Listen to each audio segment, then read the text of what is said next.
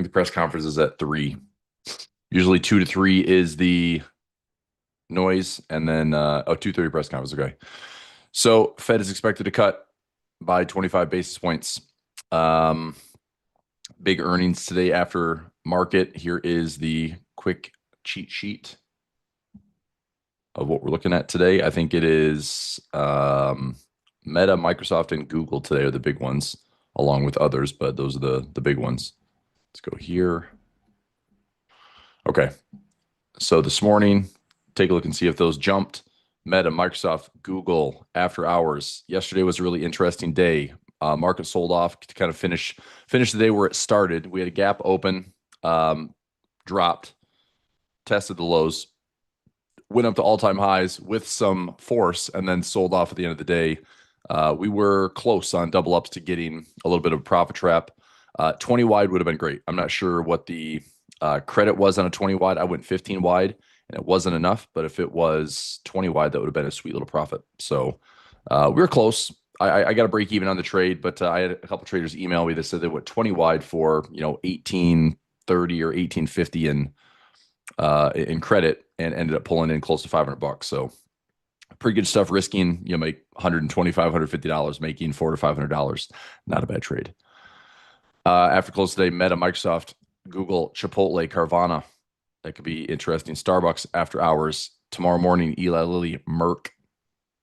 Roblox is always interesting. Advanced Auto Parts, just because it keeps going up. Same thing with O'Reilly Parts. And then Apple, Amazon. NVIDIA had a big run yesterday. It was up like 5%. I want to take a look at ExxonMobil and Chevron as well. I had some shares in those.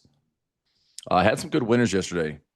We had Waterfall closing out for profit. Newsbreakers had some winners. We closed out. So I closed out a small winner on Tesla. Closed out a quick winner on Newsbreakers with CLS.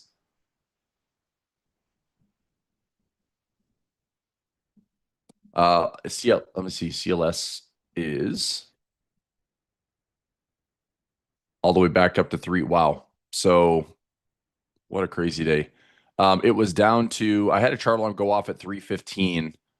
We had a 3, I'm not sure what the trade was for Newsbreakers. We got filled. I closed it out for a small win. So we got in for $1.64. I closed it out for $1.50. I think it was trading for about $1.40, $1.30 yesterday, if you were watching it closely. But I'll take the small win only because our risk was so small. We still grabbed like 16, 17% return. But it was also because we had a ridiculous move, even through my the last 20 earnings reports. This was we actually calculate like the highest level to do a bear call spread. And I mean, I had the trade sitting in for $1.25 to risk $1.25. We got filled for 160, almost 165. So risk was very small. Pretty nice to take a quick profit. Tesla, I did close out a quick profit here. And then Meta, I took a trade during the GAM report on Monday. I closed it out for a small winner. I was up like $20 yesterday. This is before earnings, obviously. So I'm like, I'm just going to take the $20. Reason why is I'd rather see Meta. And I'm not saying that I know what's going to happen on earnings, obviously. But this little breakout is pretty encouraging. If we have solid earnings and we're just going to keep ripping to highs, Meta possibly comes back to retest. Okay. Concerning on the price action would be something like this. We have solid earnings. It's up here and it hits highs and then fades. Right. Or today with FOMC, before we have earnings, FOMC brings everything lower. And then we have earnings that kind of create the bigger range. Meta can be pretty volatile during earnings. So I just took a small winner there from the GAM report. It was like $20. So I think I got in for like $1.23 debit, closed it out for like $1.45. And I'm just taking the win. Okay. Let me get the chat up here for everybody. We live on YouTube. I'm not sure, Mark. I mean, I think we tend to push both. Johnny can confirm that. All right. Tom's in the house. Willard's here. Brandon's here. Greg, Muhammad. Gina, good morning. Sam, good morning. Donna, good morning. Catherine, what's happening? Andy, good morning. Arthur, hi, hi. Hey, hey. All right. What's up, Craig? Kathy's in the house. Manny's here. Hello. All right. I got my 50 bucks buck. Good work, man. When did you grab it? I'm just curious on the timing of that from yesterday. So here is the day. These are the levels that we took. So this blue line was our daily profit play yesterday. That was our call side. That was our put side. So it was centered for us to grab profit. We closed this out for what was this yesterday? Closed out for pulled in a dollar, closed out for 60 cents. So grabbed a 40% winner. I know it was trading for less than 50 throughout the day. So I think there was like a 50, 40% opportunity to take like 50 to 60% of that credit. And then it went up and tested the highs, but it closed from where we opened the day to where we closed the day. It was pretty flat. So where'd you protect it? Took it to the downside. Okay. So when price was your dead zone here, were you able to grab some profit in this area around like noon? It's good. If you did, always like the winners. Okay, good stuff. All right, let's delete that alert. I can use that later. Delete that alert.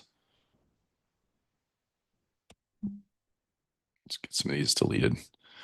All right. It's going to be an interesting way to finish the week. I mean, I know the market's excited about stuff, but man, this doesn't seem very sustainable. I went back yesterday during my YouTube session in the afternoon and just looked at the percentage away as well as the points away and the time away from this 50-day moving average. I mean, I get it that we technically hit futures 50 period, but not everyone trades futures. And the S&P still hasn't touched it. It's still a bar count. The Qs haven't touched it. It's still a bar count. The SPX hasn't touched it. It's still a bar count. We are a little bit higher pre-market this morning. Futures up again, like just a lot of pre-market price action going on. 0.25%. Let's take a look at our gamma levels today.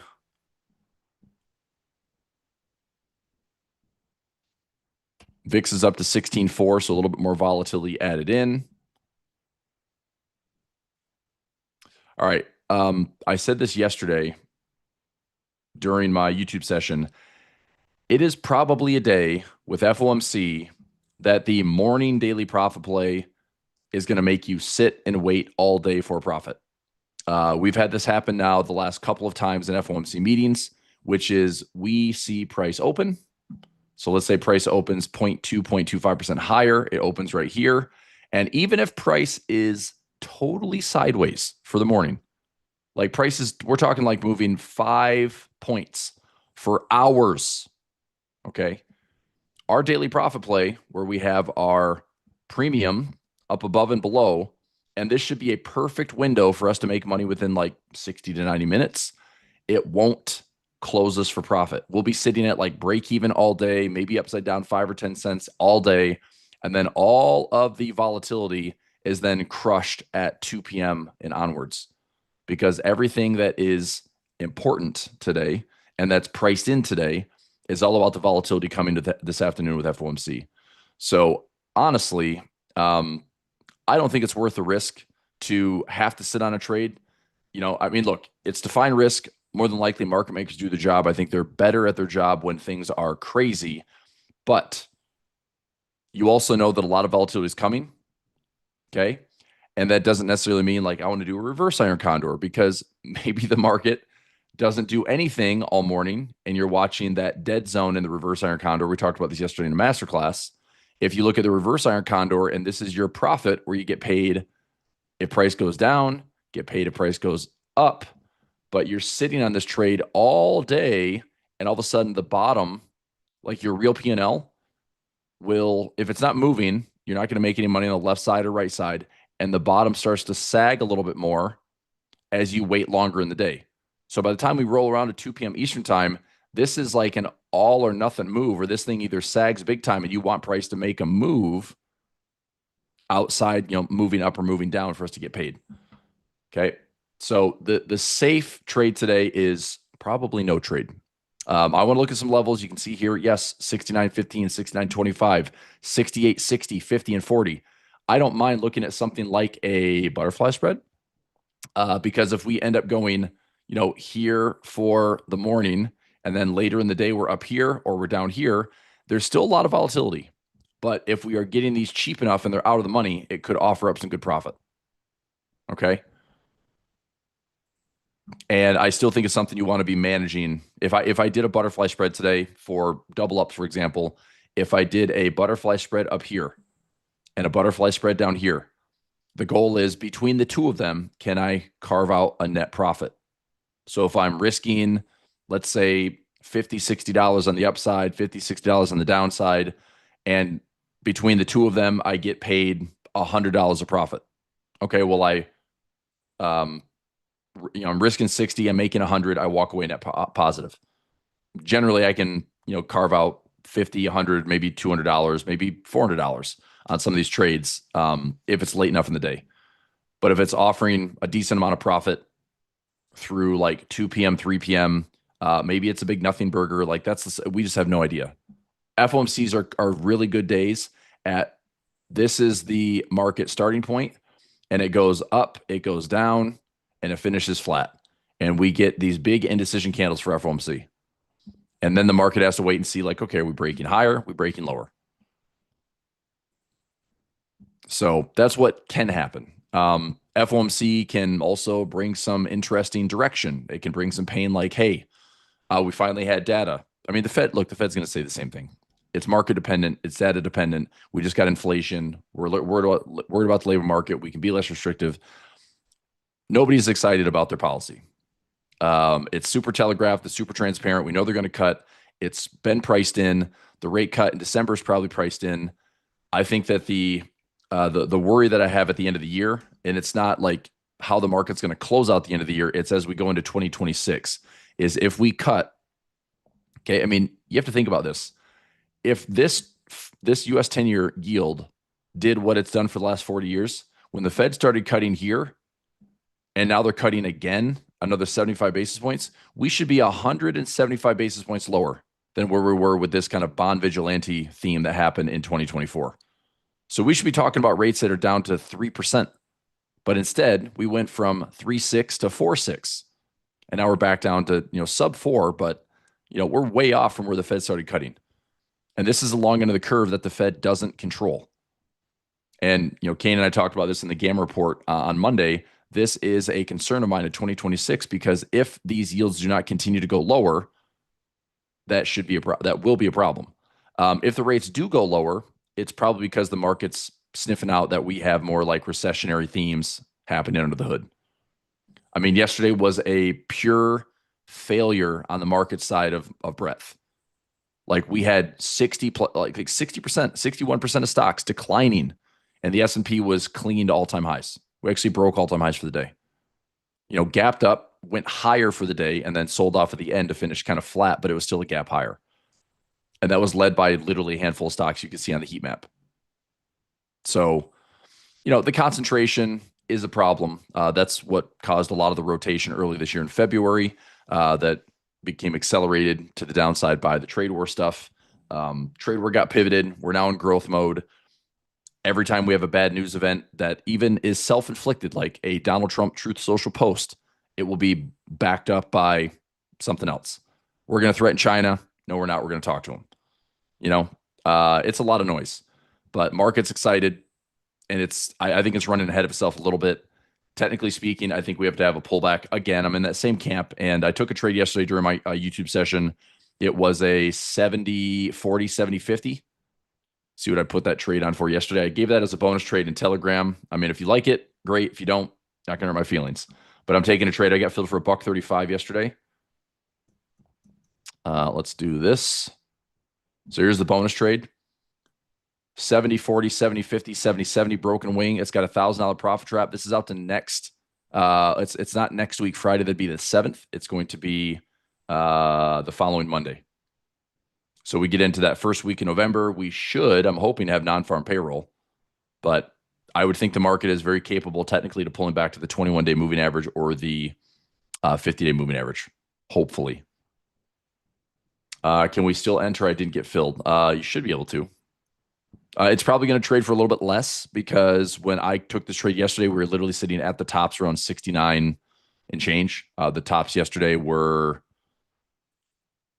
69.10 or so. Let me look at a smaller time frame. So the top yesterday. By the way, yeah, we closed inside the 50s yesterday, and top yesterday 69.11. So let me update this here.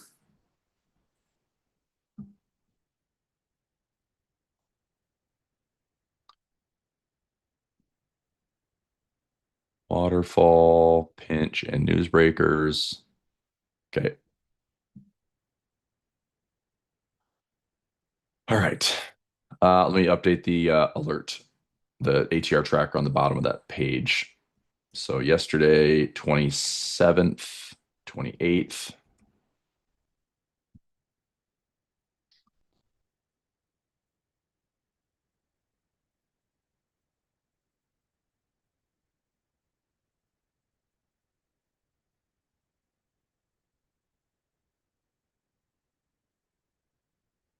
No, because we were gapping on Tuesday or Monday. Um,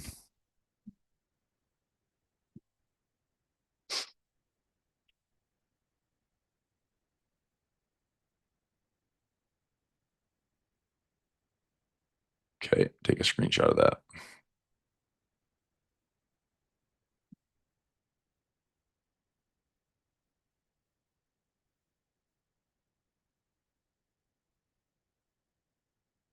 Close on Tuesday, 68.74.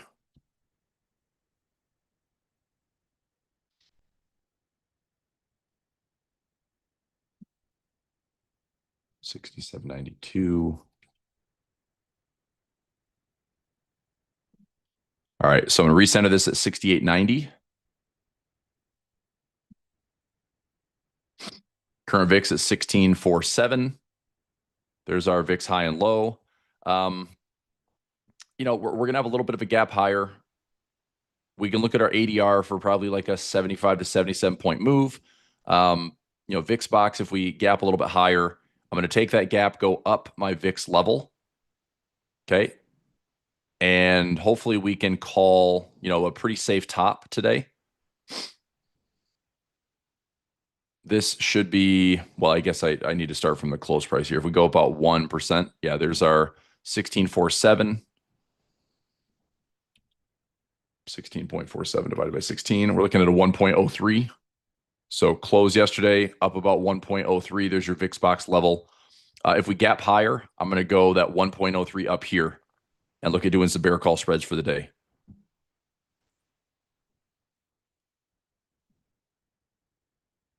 Okay, and that may, if price flirts up to the 50, I mean I have no idea. I'm trying to set prices where I think that they won't be closing above our levels for the end of the day.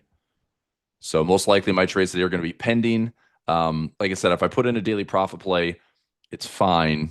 But I'm guessing we're going to have to sit on that thing all day. Last time we had FOMC, I've got to find the price action here. It was like mid-September. Right here. This was FOMC. Right here. So let me zoom in. Powell's press conference is 2:30. So last time, look, this is the trading day. You can see that what's crazy about FOMC is typically nothing happens all morning. Okay. And it's perfect if it was not all the volatility is still priced in and all the craziness is all priced in where the time decay does not behave the same way like it should. It does still accelerate very quickly at the end of the day because all this is based in that 2 p.m. news. So what it really looks like on an FOMC day is your time decay looks like this. And then by the time you get to FOMC, you're either right or wrong. And if you're right, then all of a sudden it's like, oh my gosh, we catch up really quickly. We get paid, within the first 15 to 30 minutes in the news. But if we're wrong, obviously we are, risking and we've like sat in this trade for hours with making no profit. So that's the risk today. is we can do everything right mechanically and not have the typical option curve of time decay work the same way. So that's what I'm trying to avoid. I think the safe trade is don't trade. If you want to trade, that's fine. I'll look at the mechanics. I'll say the levels, but I'm not going to take a trade. I think it's silly because last time I rode through this thing, and we ended up grabbing like 40 cents on the dollar for profit, which was great, but it was not fun because it was upside down 20 cents all day, and then the news started and it's up and we're losing, and then it's down and then we're break even, and then it's up again, we're losing, and then it's down again, we're losing, and then it's back up and we made money. It's like you can't control that type of volatility, not even close. And prices move very quickly, so even getting filled where you want is not as easy either. So, all right, Nvidia looking good for pinch point so far. Is it even after the surge yesterday? I would say no. I mean, I'd say pinch was in here. Like this was your pinch on Nvidia. You're breaking higher. Like I mean, I see a broadening pattern breaking higher. Look at that thing, man. Another $7. Like what is up with this? It's hard to argue when this thing's ripping higher. Now, oh wait, you're saying our pinch point trade? Yeah, yeah. Our pinch point trade is looking better. If that's what you're talking about. Our pinch point trade should be looking good. Nvidia pinch point up to 205, 212. We're up to 208. Yeah, we should be looking a lot better for that. That is for sure. Yeah, we had this thing. It was pinching in this area. So we're finally, breaking and going. If there's, more to come, by the time we get to December, this should be looking good for full profit. So we'll probably hit our, 50% take profit on Nvidia, I would think. Yep. So Sean, you get on that 2:30 p.m. as a press conference. Is there a waterfall alert? Is it in Telegram? Waterfall was a trade on Monday. The trade I did for yesterday's Telegram, this is just a bonus trade that I took in my YouTube session. So like I said, you don't have to take this trade. There's risk. I mean, I'm risking $8.65 to make $1.35. I do have a profit trap at a mechanical level of 16 delta.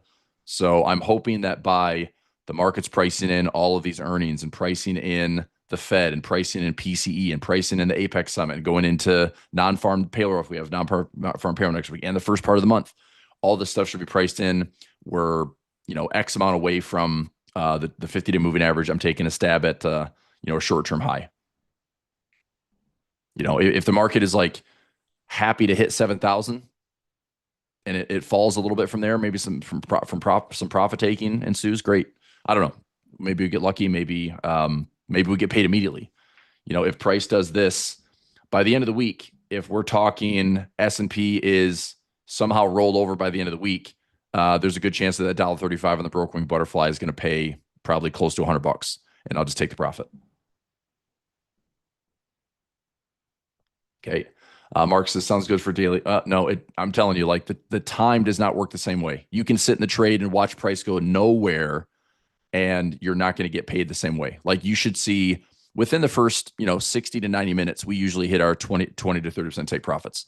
FOMCs work very differently, and it's annoying because I like trading through like a solid like pausey type day, right? A very choppy no movement day. But all of the volatility is still baked into that 2 p.m. and afterwards. Okay, I just said opening bell. So let's go to the charts. Let's have a look. So plus minus on the day, showing 33 points on the day. Okay, I'm still going to use the VIX levels. I think that's the best extreme to look at. We did gap a little bit higher. So we're at a 16.47 VIX. We gapped a little bit higher. Come on.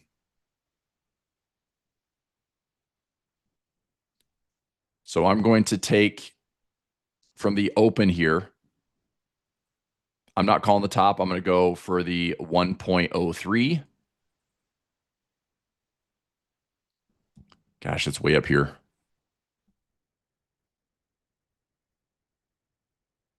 So from the open, so if we went 1.03, that's the VIX box. I'm going to go a little bit higher than that.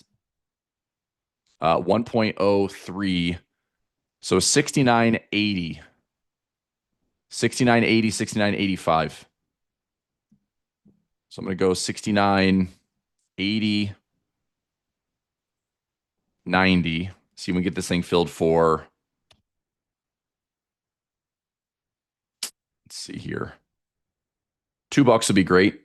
I'm going to go 10 wide for $2, 69.80 and 69.90. And then I can sprinkle in another one. I can go 85 and 95. I'll go 85, 95 for $2. All right. I'll put those in as pending. I think those are pretty safe based on current VIX. If the VIX goes up, we should be seeing prices heading down. That should be correlation. So daily profit play, get some levels. So pending orders, 10:29, expiration, 69.80, 69.90.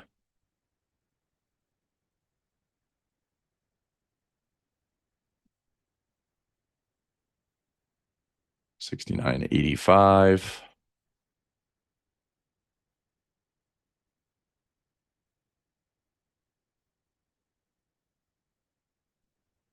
Okay, I'm not going to place a standard DPP today because of FOMC. That news will likely make us sit all day at break even or small loss and wait until the 2 p.m. news. So I'd put up a couple pending orders in for the bear call spreads. We'll see what price does. Okay, gamma levels 15 and 25. I mean, those are kind of gettable. Something that could be very cheap would be somehow this thing drops back to like 68.60. I think I'm going to take this trade for double ups. It's going to be dirt cheap. But let's see what like a 68.60 if I can cast a net down here. Let's see if I go 68.60. If I went 60, it's way out of the money. It's going to be a super low probability. But if I went 60 by 90 and then 30, I'm risking $3 to make potentially 2,700 if it comes in that window. That's not a bad risk on the day. Let me see if I can tighten this up a little bit more. I'm risking 250. Let me go down. I'm going to go to 50. Let me see if I can bump this even lower. I'm going to go 55. That's risking $1.30. That's going 25. Let's go 30 wide here to see what this looks like, 25. So I'm risking less than $300 on this trade. Now, I need price to go lower. If I'm going to take this trade, I need price to go lower. So maybe I can tighten this up a little bit. That'd be 25 wide, risking 190, 20 wide, 20 wide, risking $1.25. Maybe I go even lower here. 20, 20. Like, that's kind of more my trade. Go a little bit wider. That'd be 20 and 20. Let's go 25.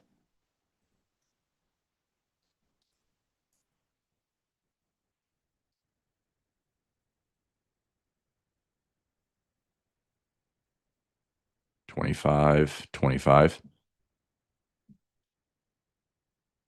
I think 50 is good. Let's go 20 wide if we like this trade. See if I can get in for 1910 credit. 1905 maybe.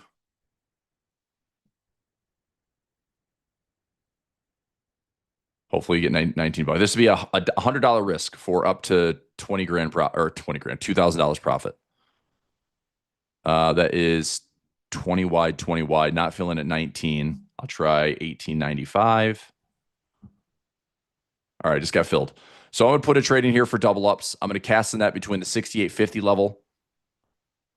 I know this is way out there, but if we come into this area at all, I have a $1.05 risk for up to 1885 in profit. Okay, now that's up to 1885 because we'd have to fall all the way down here for the day and stay there. But even if price just starts to move there towards the end of the day, there's a 20 wide net.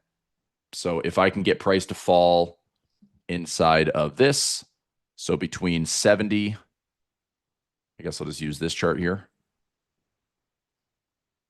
Let's go.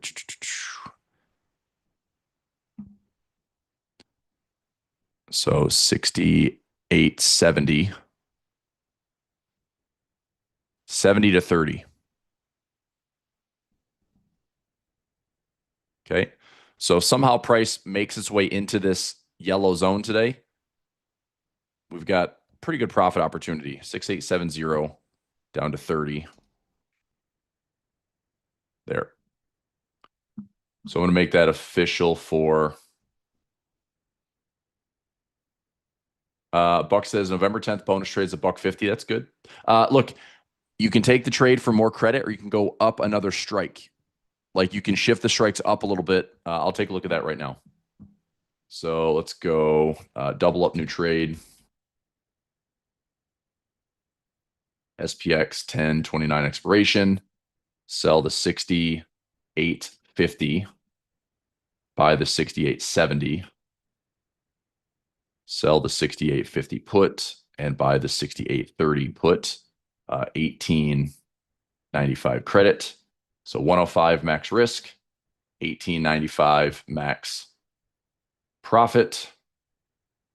If price pins to 68.50, I'm simply looking for this trade to offer a debit of 17.95 or lower.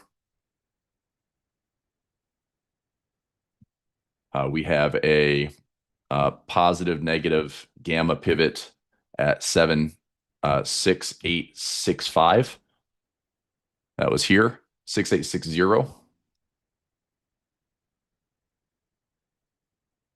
And put wall around, or at, it's at, I've got the number, so at 6850. And put wall at 6850.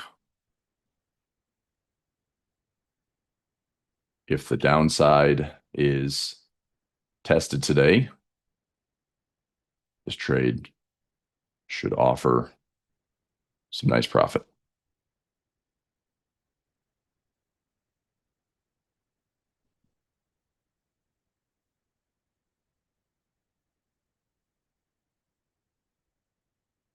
Okay, if price just stays high all day, it's a low risk trade. So I'm taking a stab. I'm taking a chance. We'll see what happens.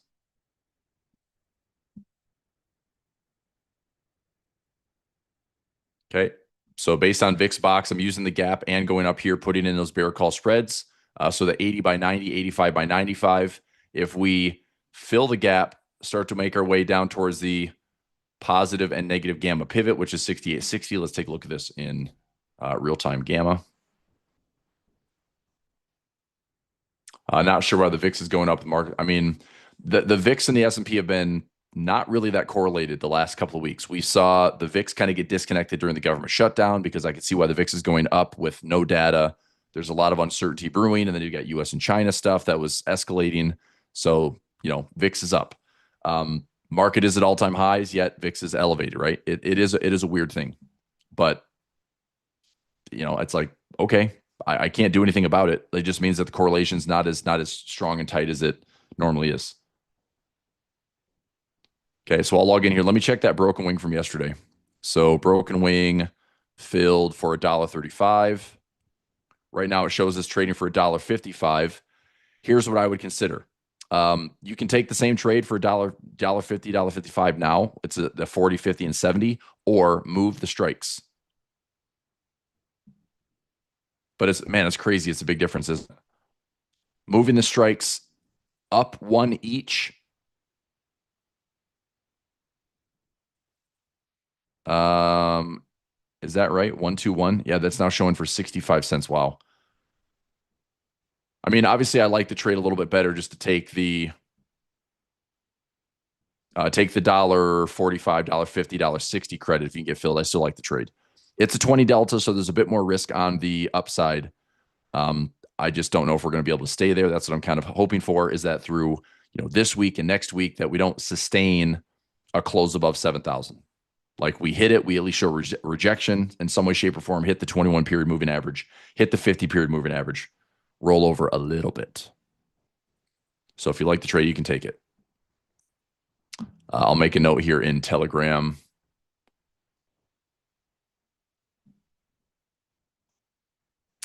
This bonus trade. All right, so in Telegram, right here, bonus trade full details, update 10/29, 9:42 a.m. Eastern time. This trade is now showing $1.50 to $1.60 credit. I still like the trade and strikes, but the delta has increased from 16 to 20. So our probability of out of the money profit has decreased from 84% to 80%. That's the only difference. But it's there if you want it. Yep, and it's the 10th. So it's not next Friday, it's the Monday after. So we will go through all of this week, the weekend, all of next week, first week in November. I do want to see on the calendar, do we have expected non-farm next week? Here's Monday's news. We have PMI numbers out of the U.S. on Monday. No decision on the Aussie cash rate. Tuesday, New Zealand. No news for the U.S. Wednesday, ADP. That's a precursor to non-farm. I think maybe we have a non-farm week, ISM PMI. If we get to November 1st, I mean, that's officially 30 days of the government shutdown. So we have PMI numbers on Tuesday and Wednesday. So manufacturing, JOLTS job openings on November 4th. That's still tentative again. It's all tentative. Of course it is. So PMI numbers. So manufacturing PMI on Monday, services PMI on Wednesday, rate decision for Aussie, rate decision for pound, tentative. I mean, everything's tentative again. It does have tentative non-farm. If the government comes back online, this should be released. I think, unfortunately, this is going to be a lot like what CPI is, which is it's hard to now rely on the data and be like, this is a good print, because it's like, is it 30 days old? Is it stale? Are we pulling the numbers from September and we're printing in October? Like, I don't know. I don't know if the market's going to give us the September and October numbers. It probably won't. So it's almost like you could kind of shrug off the news and be like, well, we had a government shutdown, so the numbers don't really matter. Even though that sucks. I don't want that to be the case, but we'll see. Whatever.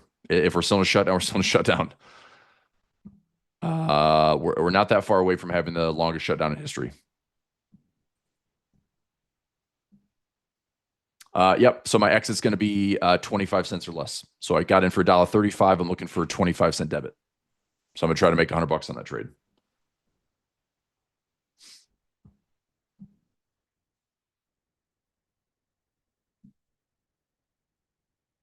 And what's nice is if we see a big drop in the market, if the market is going to come back down and test the 21 period or 50 period, more than likely I could probably set like a 10-cent debit and get out of that trade. So I mean, if price is going our direction to the downside, then I might go after a slightly bigger take profit, but not much. I mean, 10-cent debit's fine on SPX. Okay.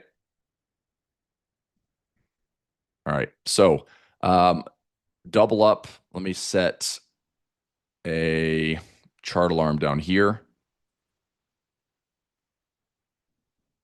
Why is that not right? 30 and 70. It needs to be 68, 70 and 68.30. There we go. There's my butterfly spread. So the butterfly spread is pinned at 50. So 6850 pin in the middle. And then we'll see if we can actually get into this profit trap later in the day. Maybe, maybe not, right? If we got a lot of volatility today, we fill this gap. I mean, one thing that could be somewhat interesting is, let's say we fall down to fill the gap this morning during or pre-FOMC. Do we get a small profit out of it? Maybe, but let me build this out and show you what it looks like. Okay, so option strat. Build this out. This is SPX for the 29th. My pin price is 68.50. And I went, 30 wide?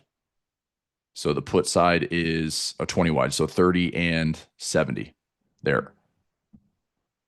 So here's the trade right now. So live price is 69.16. Okay, live price is up here where my white line is highlighted. This is live price. So right now the left side and the right side have created like wider tails, which is good. So I could actually make some money in this trade.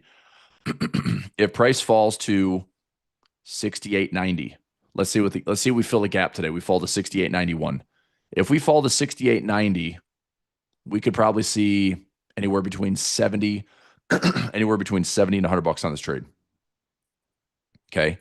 So it might be worth kind of managing through the day. I think this one might be a little bit easier to manage than a standard iron condor. So if we get price to fall a little bit towards the gap fill today, we could probably see some profit in here. As the day unfolds, the right side will get sucked in. So this gets sucked in closer to this right side gets sucked in a little bit. This left side gets sucked in a lot.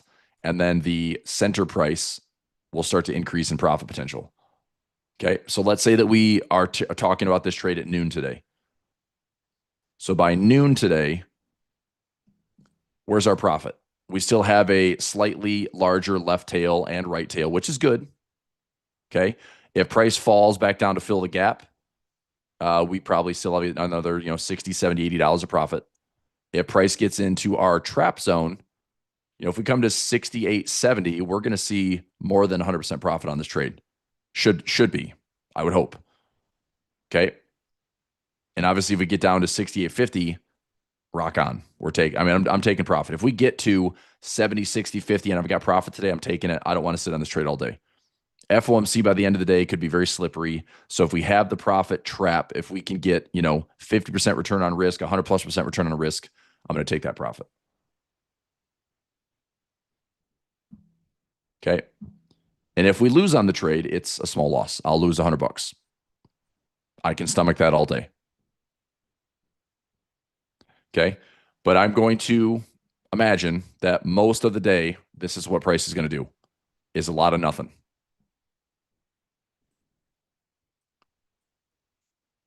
It's not pending, it's filled. I got filled at 18.95. It's actually trading for $19. I mean, if it fills at 18.90, 18.95, $19, that's the fill.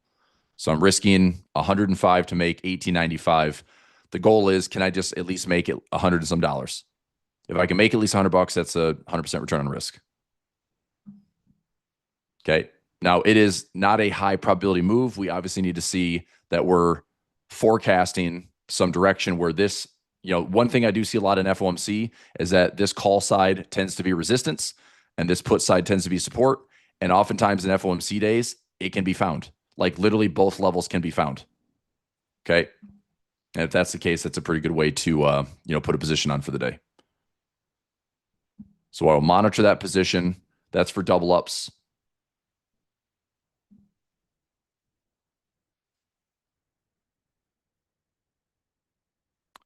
So we'll go double up. So that's the trade in for 18.95. And if price is going to, maybe fall to 68.90, we might see a small profit. I might take it. I mean, if I'm up $50, I might just take it. If I'm out of this trade with profit before FOMC, I will probably take it. To me, that's easier money than, yes, I know you can get more money late in the day, but I'd rather take the profit and not have to worry about all the FOMC volatility. Okay. All right. So we'll let this do its thing.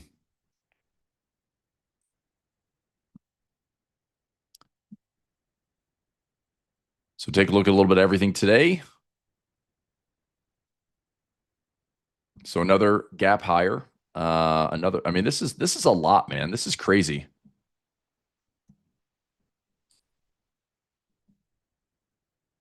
I mean, we had a large Monday, gap Monday to Tuesday, small gap Tuesday to Wednesday that did fill, but it was support, and then another gap today. So I don't know. I'm questioning the trajectory and continuation of this move, at least in the short term. I think this at least goes sideways, or we get like another volatility spike or something like that. I don't know. I mean, maybe the market absolutely loves Mag 7 this week, but it's already been priced into perfection. So maybe it doesn't really impress, but that should be a huge concern. I mean, look, the market needs Mag 7 to be freaking stellar.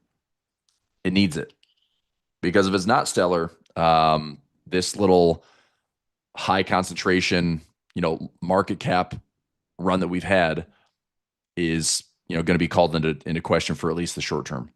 I looked at this chart yesterday during my YouTube session. Look at this thing. This is equal weight S&P versus the market cap weighted S&P. I mean, we're talking 3 or 4 straight days of down. Just shows like the overall market is not supporting this move. So you go S5 for that market breadth indicator. We're falling back where now we have less than 50% of the S&P is above the 50-day. So we are literally being dragged higher by the biggest companies, and that's fine. It's fine, but it means that under the surface, it's not a strong breadth bull market. It's led by the top, and my concern is that concentration gets out of whack, and there's going to be a rotation. That's not today. I mean, I'm obviously trading something pretty short term, but my trade is based on technicals. Okay. I did daily profit play has 2 pending orders in Telegram, bear call spreads, and then I put in the bonus trade for the trade I took for the Iron Butterfly this morning. That was a double up service. Yep, we'll see.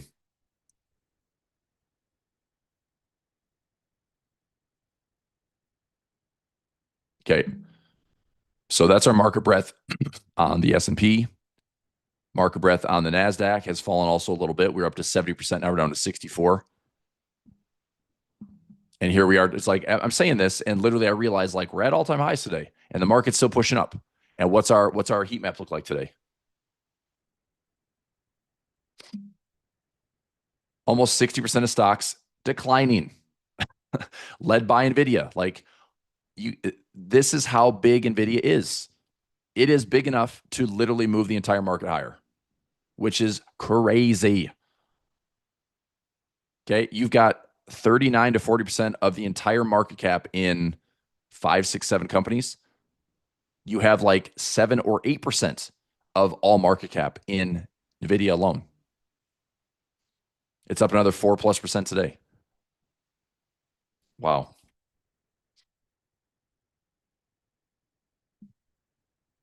Earnings not until November. Quantum processors, AI supercomputers. I mean, NVIDIA is pretty much like the center of this web of who's buying this and who's doing this and who's investing in this. NVIDIA is just like, give us your business. Give us your demand. Give us your money. It's crazy. What's our pinch point trade doing? It's looking better, that's for sure. Yep.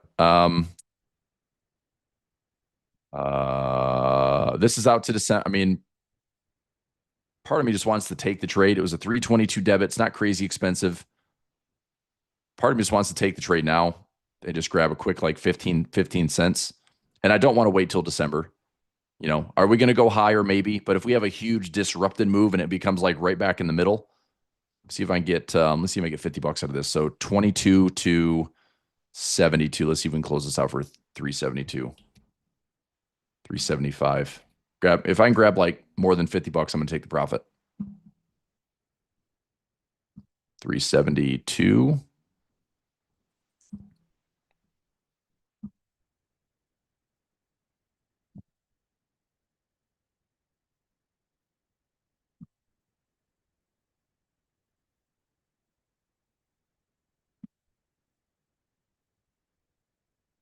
All right. I just closed out in a video for 371. I'm taking a small win, but I'm taking a win on that pinch point. Rather than waiting to December, I'm taking the win.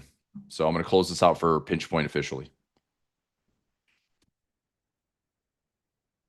So let's trade number 42 closed out for a 371 credit.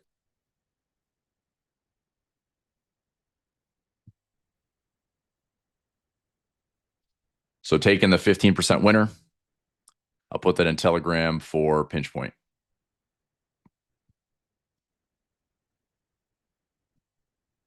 Trade number 42. Vidya. Entry 322 debit. Closing at 3.71 credit for 15%. Quick winner and not waiting until December expiration. Okay. Trade's been posted there. Taking the win. Yep. Jensen closed the speech yesterday. Oh boy. Kiss the ring, baby. When are they going to rebalance those indexes? I mean, I don't know. And it doesn't really matter when they do. It's like they're market cap weighted. I mean, all they're going to do is rebalance it by like trimming a percentage or so, but it's not price weighted like the Dow. So I mean, market cap weighted is literally the thing that rigs the system. Because if it wasn't for market cap weighted, we wouldn't be positive this year. Like the RSP, equal weighted would be struggling. It's kind of like at a break even point. I might be misquoting that because of the recovery that we did see, but let's go RSP for the year. RSP for the year, it's maybe up single digits if we go to the last 12 months. I mean, I suppose it's up for the year. This is January. So we are up for the year. It's up 7% compared to 14, 15, 16% on SPY.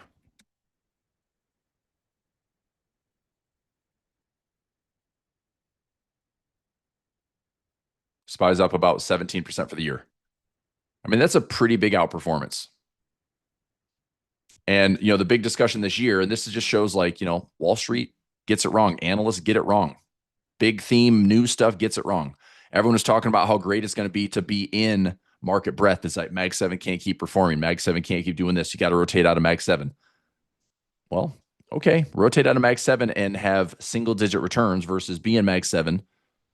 And I mean, we had a feeling that Mag 7, I had a feeling that Mag 7 was going to be the continued beneficiaries of this AI push.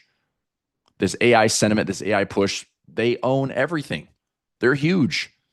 So, I mean, money flows into them. It's like where it gets questionable is if the CapEx spending is so extreme that all of a sudden it becomes like there's no return on that capital, right? So either the returns slow on the CapEx spending, or what I think, and I think it is different than .com, because the difference is we're not taking out tons and tons and tons of debt to build out this CapEx spending, to build out this arms race, this AI race.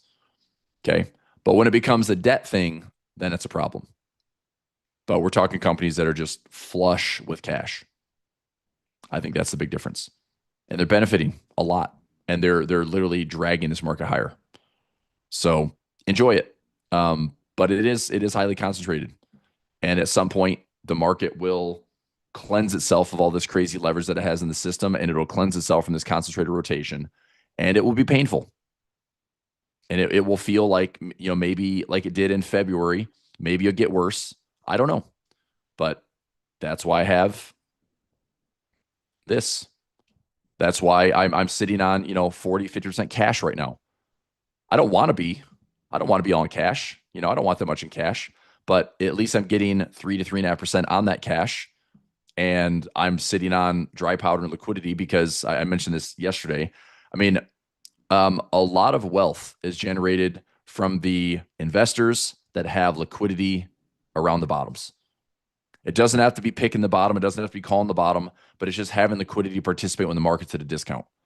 If we're down, look, I realize if the market drops 50%, I might not be waiting to invest all my capital at a 50% discount. But if I can invest at a 10% discount and a 20% discount and a 30% discount, all that capital over time is likely going to pay me, right?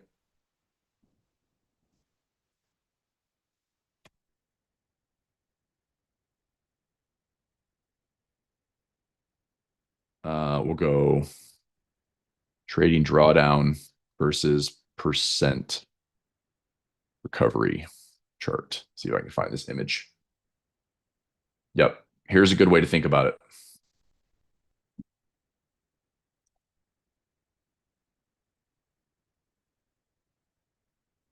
All right, see this? Here's a good way to think about it. Okay. Drawdown compared to recovery. So if you have the capital, to invest at discounts, if the market is down, let's say 20%, we have another nasty correction. 20% is going to feel like Armageddon, even though it's, pretty tame. We've had 20% pullbacks 7 or 8 times in the last decade. So it happens. But if you're down 20%, it's 25% return to get back to that high. If you're down to a 30% pullback, I think realistically, we are facing at some point in the next probably 2 to 3 years, I would not be surprised to see a 30 to 50% correction. So let's start there. If I am investing even a little bit of capital here and here and here and here and here, okay, let's say of my 40% cash, if I said, okay, I'm going to do 5% here, 5 more percent here, that gives me what, 30 to play with? Then I go 10, 10, and 10. Now that's still deploying all my capital, which makes me a little bit nervous, and I don't really want to do that, but you get the idea. I'll keep the number simple. So if I take a nibble at 10%, nibble at 20%, a little bit more at 10, 40, 10, 30, 40, and 50, what's nice about this is eventually, I think we could all agree that eventually we do get back to all-time highs. I hope it's not a lost decade like we had from 2000 to 2008, because that was a lost decade. From 2000 to 2001, the market fell so much, it built its way back up. There's a lot of money to be made from 03, 4, 5, 6, and 7. A lot of money would have been made. But the problem was you gave it all back in 2008. And then bottom in 2009, and then 2009 to now, all we've had is little bumps along the way, but it's been buy the dips and V bottoms for the last 15 plus years. So point is, if my capital is invested and on that return, I'm getting, 25%, 43%, 66%, 100% return on my capital. That's what I'm saying. Like, a lot of wealth is generated by having the liquidity at or around the bottoms. Nobody knows where the bottom is. Okay. What's even crazier would be if we had not only a 30, 40, 50% correction, but I've seen some pretty smart people out there talking about a 70+% correction. Like the NASDAQ during the dot-com bubble was down 70+%. If that happens again, I know it's gonna destroy a lot of traders. It's gonna ruin. So it's gonna be super problematic. But if you can survive it, the performance on the upside is absolutely ridiculous. If I had a 10% allocation here, okay, I can make 230%. It's like I'll make 20% plus in my fund just by being able to stay in the game. So I don't know. And part of me thinks that everyone is so freaking bearish is because they want to do this. They know that like the next big generational wealth opportunity is we have to have a nasty crash. And so they're being super conservative. They're trading bonds and they're just hedging the crap out of the market. And they're waiting for Armageddon, And as I think it was Peter Lynch says that most people lose money waiting for the correction than actually getting the correction. And I think there's a lot of truth to that, because there are so many times where it's like, we're going to have a dip. We're going to have a dip. The market's going to tank. And it doesn't, and right now, every single week you look at AAI sentiment, it is bearish. It's bearish. It's bearish. It's well over the historical norms. I keep saying this. I've been saying it all year. The pain trade is to the upside. So this bubble can last longer than people think. This concentration, this Mag 7 can last longer than people think. So it's not about calling in the top. It really isn't.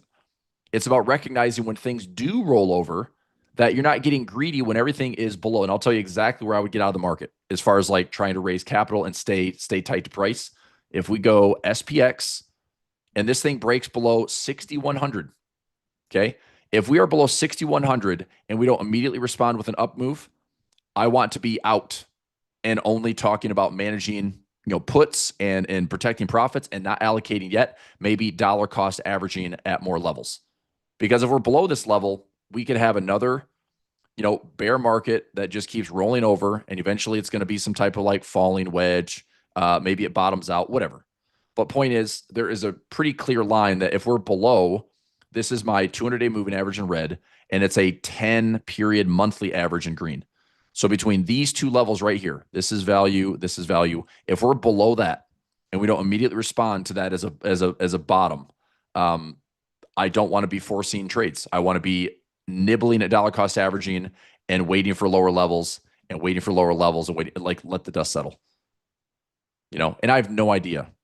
I do know that structurally, we can't really allow or afford to let the market break. You see this thicker trend line that I have? This trend line goes back to the lows in COVID. Okay, we have an outer trend line that's even further out, and that's even scarier. But I think right now, because we see strong support, strong support, strong support, even if we fell to that level, it doesn't do any damage technically to the bull market. But you talk about some pain along the way, we could fall back to it. It's a 20+% correction. Okay. A 20+% correction does not change the integrity of a bull market. That's insane, but that's where we're at. So a terrible market would be that we break this trend line, and now we're talking, okay, do we come back to this level? All the funny money pivots that happen here in 2025, do we get back all the gains? And like, you have to be so pessimistic to think that way. This market is designed to try to go higher. So I get that we need some fluctuations. I get that we need to have some opportunities to get the dip. I need to see some, deleveraging that happens, and it does. Like, the market has these phases where we get deleveraged. Okay. But my point is, this is a really interesting thought of just surviving the market pullbacks can provide ridiculous upside gains. Ridiculous. So if we ever have a 50+% pullback in the market, that's a lot of capital you'd be fortunate to deploy, because the upside is you're going to double your account. You're going to double your money, So anyway, a lot of ways to get the job done, but more importantly is you got to survive. Drawdown and recovery. Okay. All right. Just like everybody waiting for Bitcoin to crash for to buy anything cheap. Yeah. I mean, gold has had at least a positive pop here. I saw this morning. Gold's up almost 2%. Didn't quite hit the 50-day. I mean, I still think gold is subject to another pullback. So if this is a swing, lower high, lower low, I mean, I'd love to get me some more dollar cost average levels on gold. I think that'd be pretty sweet. Silver, similar.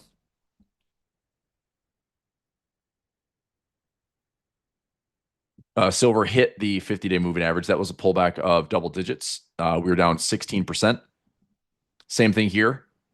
I see this as a swing. If it's a lower high and a lower low, it's gonna scare a lot of silver and gold traders.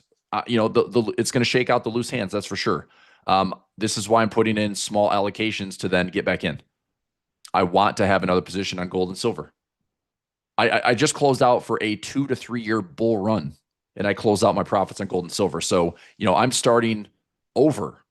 So I'm starting small. I'm going to take some bites. I'm going to take some nibbles, but I do want to kind of build up another position to get my proper, probably close to 10% allocation. So we'll see how that price action plays out. If it goes sideways, if we go high, low, all the way back to the highs again, I'd still be questioning that. I think it's still going to be maybe sideways, but we can maybe scoop up some support and start to position for it. It's just hard to know what price is going to do right now. So I could see price going high, low, lower, low, and there's your correction against a much larger bull market, which is totally technical. Okay. Or we go high, low, revisit the highs, and then we shake things out and we might have a couple opportunities to buy support. Okay. And if that support it holds and we break these highs, then off we go. We're talking gold, silver again on another, meteoric rise to whatever levels. No, I do both. I trade options on GLD, SLV. I do puts on those, and then I trade gold futures, silver futures, and I do a couple of spot related instruments like PHYS and CEF. So my gold and silver exposure. I have GLD, GC for futures, CEF, and PHYS, and the SLV and SI for silver futures. So that's 6 different plays that I have in gold and silver combined. And it adds up to about a 10% gold, probably 10 to 15% between the two, 10 to 15%.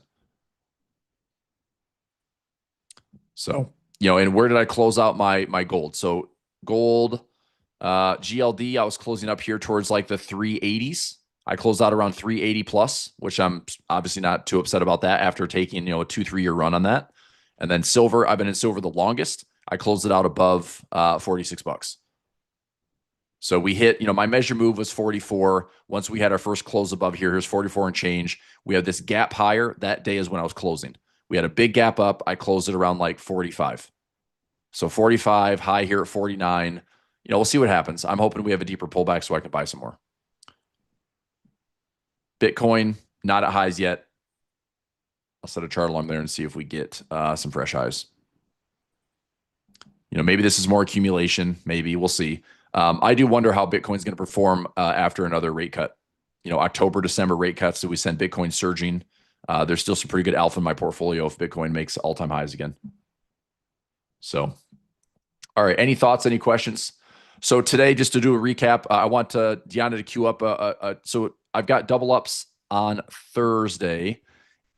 If you want to be in my masterclass Thursday, 2 p.m. Eastern time, the trade I took today for that iron butterfly, if that pays, it's $100 risk for up to $1,900 in profit.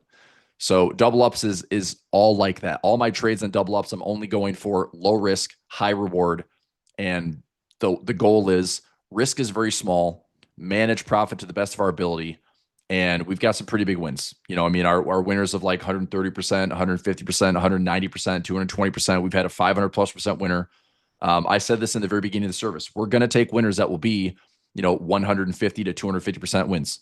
We'll have wins of 300 to 500%. We potentially have trades that offer up to like 800% return on risk, 1,000% return on risk. Like that's insane, and you don't get strategies that do that very often.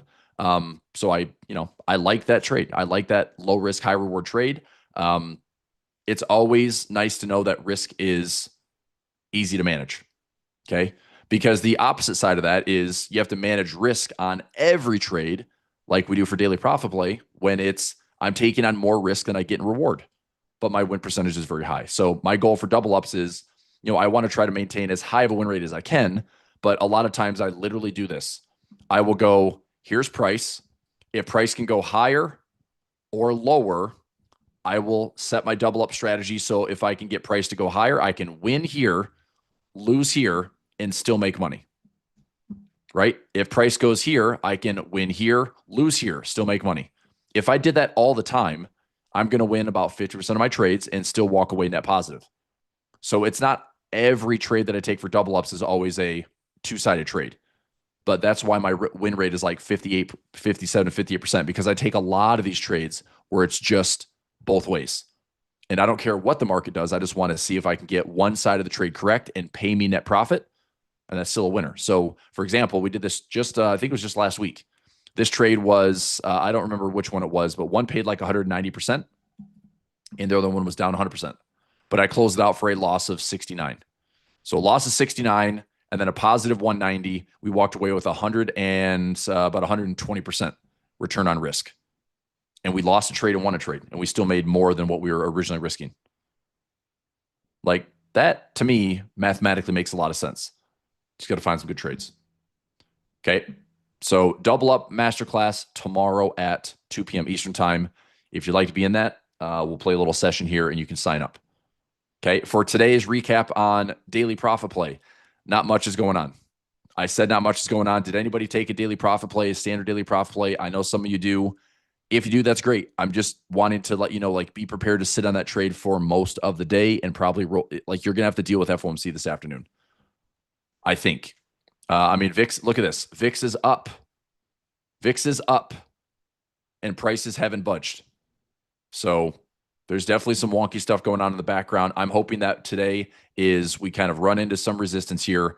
We gap fill. Maybe we have a bit of a sell-off today. If we come after this positive negative gamma pivot point, that's perfect for my little butterfly, that little iron fly that I put on, because that would be within 10 points of our center price.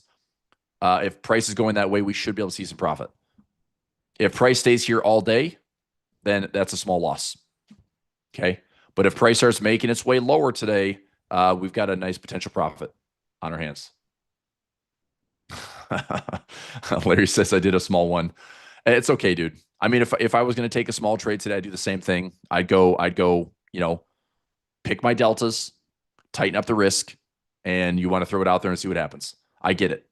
But like I said, we've now seen several FOMC sessions act that way, where you can take the trade, watch price do absolutely nothing for the morning, and it doesn't give you any profit. So if it doesn't behave like a typical daily profit play, I don't really see the need to take the trade this morning. So I'm going on the side of caution. I'm going to take more of the butterfly approach, which is, let's throw a net out there. Let's throw a profit trap. It's very low risk and potentially super high reward. And let's see what happens. So, all right. I'll be in a live session this afternoon for FOMC, and then I'll be live on YouTube and stuff to close out the day. So, come back and join me this afternoon.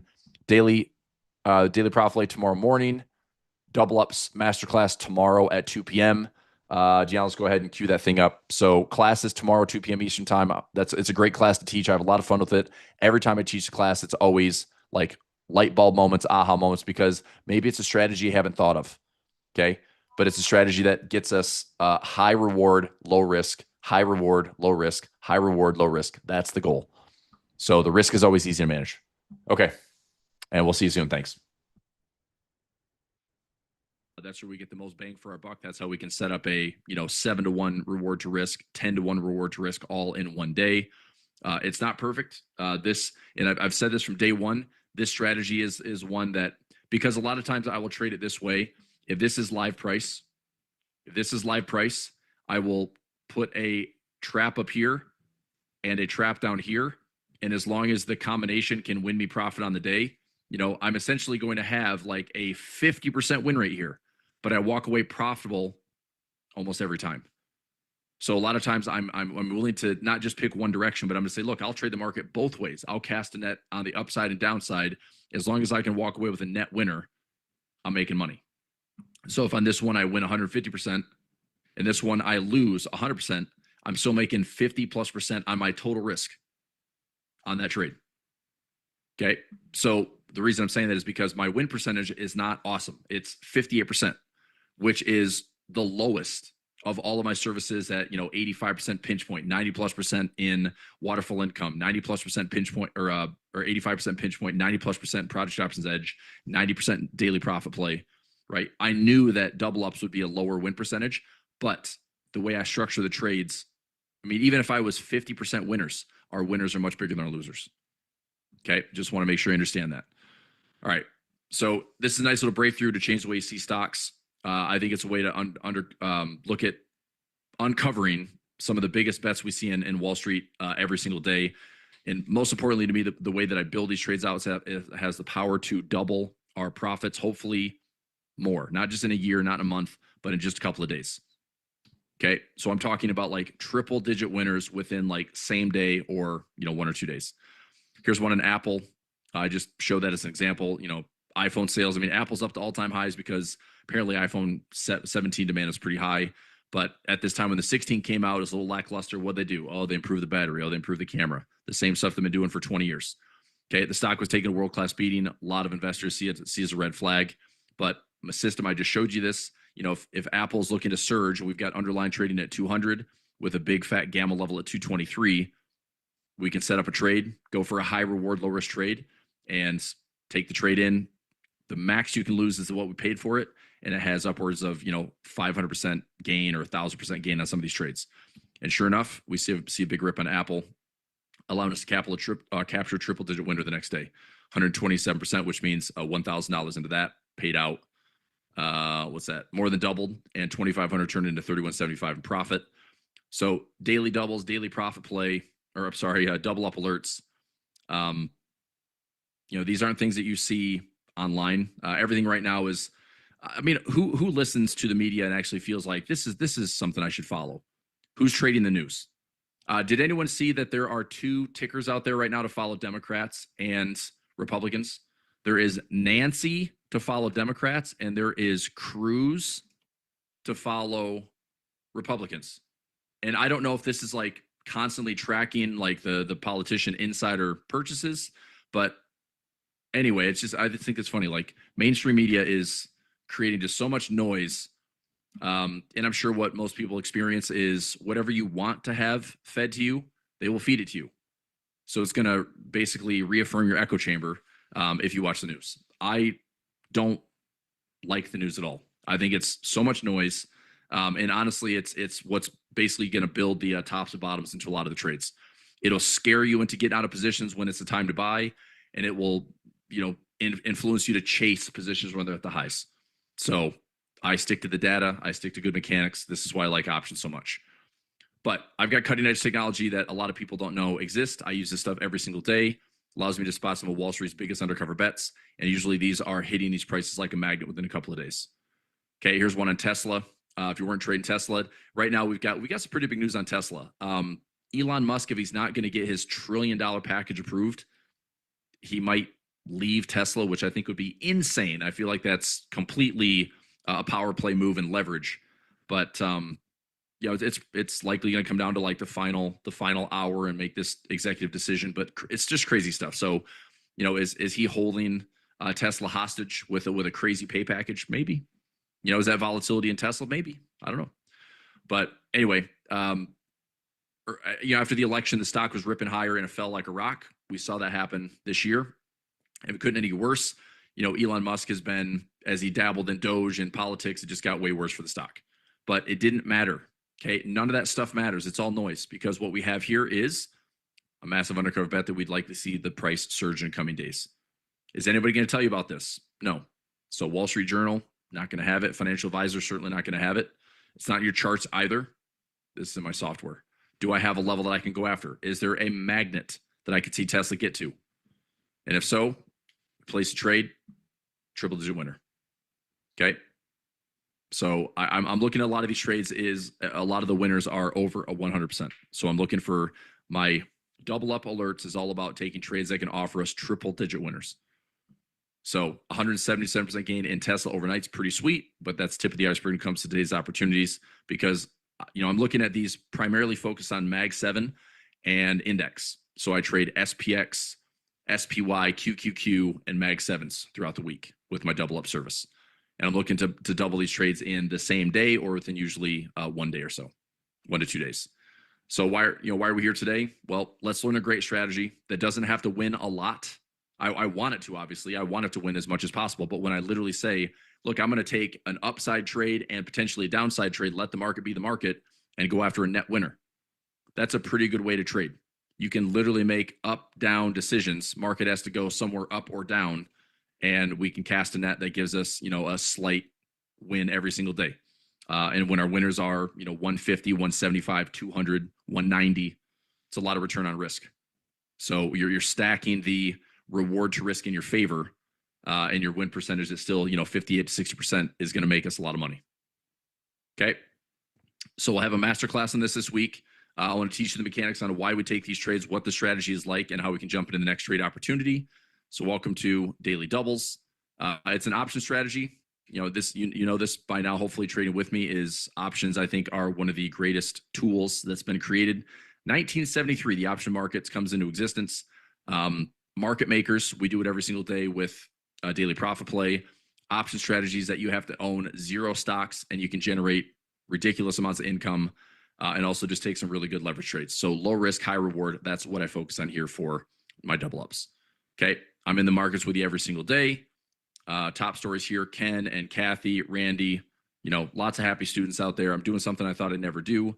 I'm pulling back the curtain on some of my software I've used now for about 5+ years, and showing us how right now the biggest influence in the markets would be futures market flows and option pricing.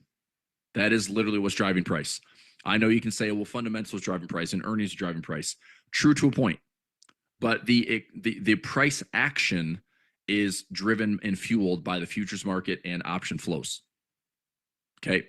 And then from there, you've got market makers layered in to kind of establish the guardrails and where things can go to the tops and bottoms. But what I'm looking for is, do I have an underlying move? Like here's one in Apple, chart showing about a 220 underline, and we have a nice sticky level that we're likely going to see price get to 223 over the next couple of days. And our job is to place a trade, allowing us to double our investments, hopefully within a couple of days. Okay. And I call these liquidity levels. This is on my option platform, my dynamic trend platform, which gives me these big sticky liquidity levels and camel levels. Okay. Now you won't spot these on a traditional stock chart.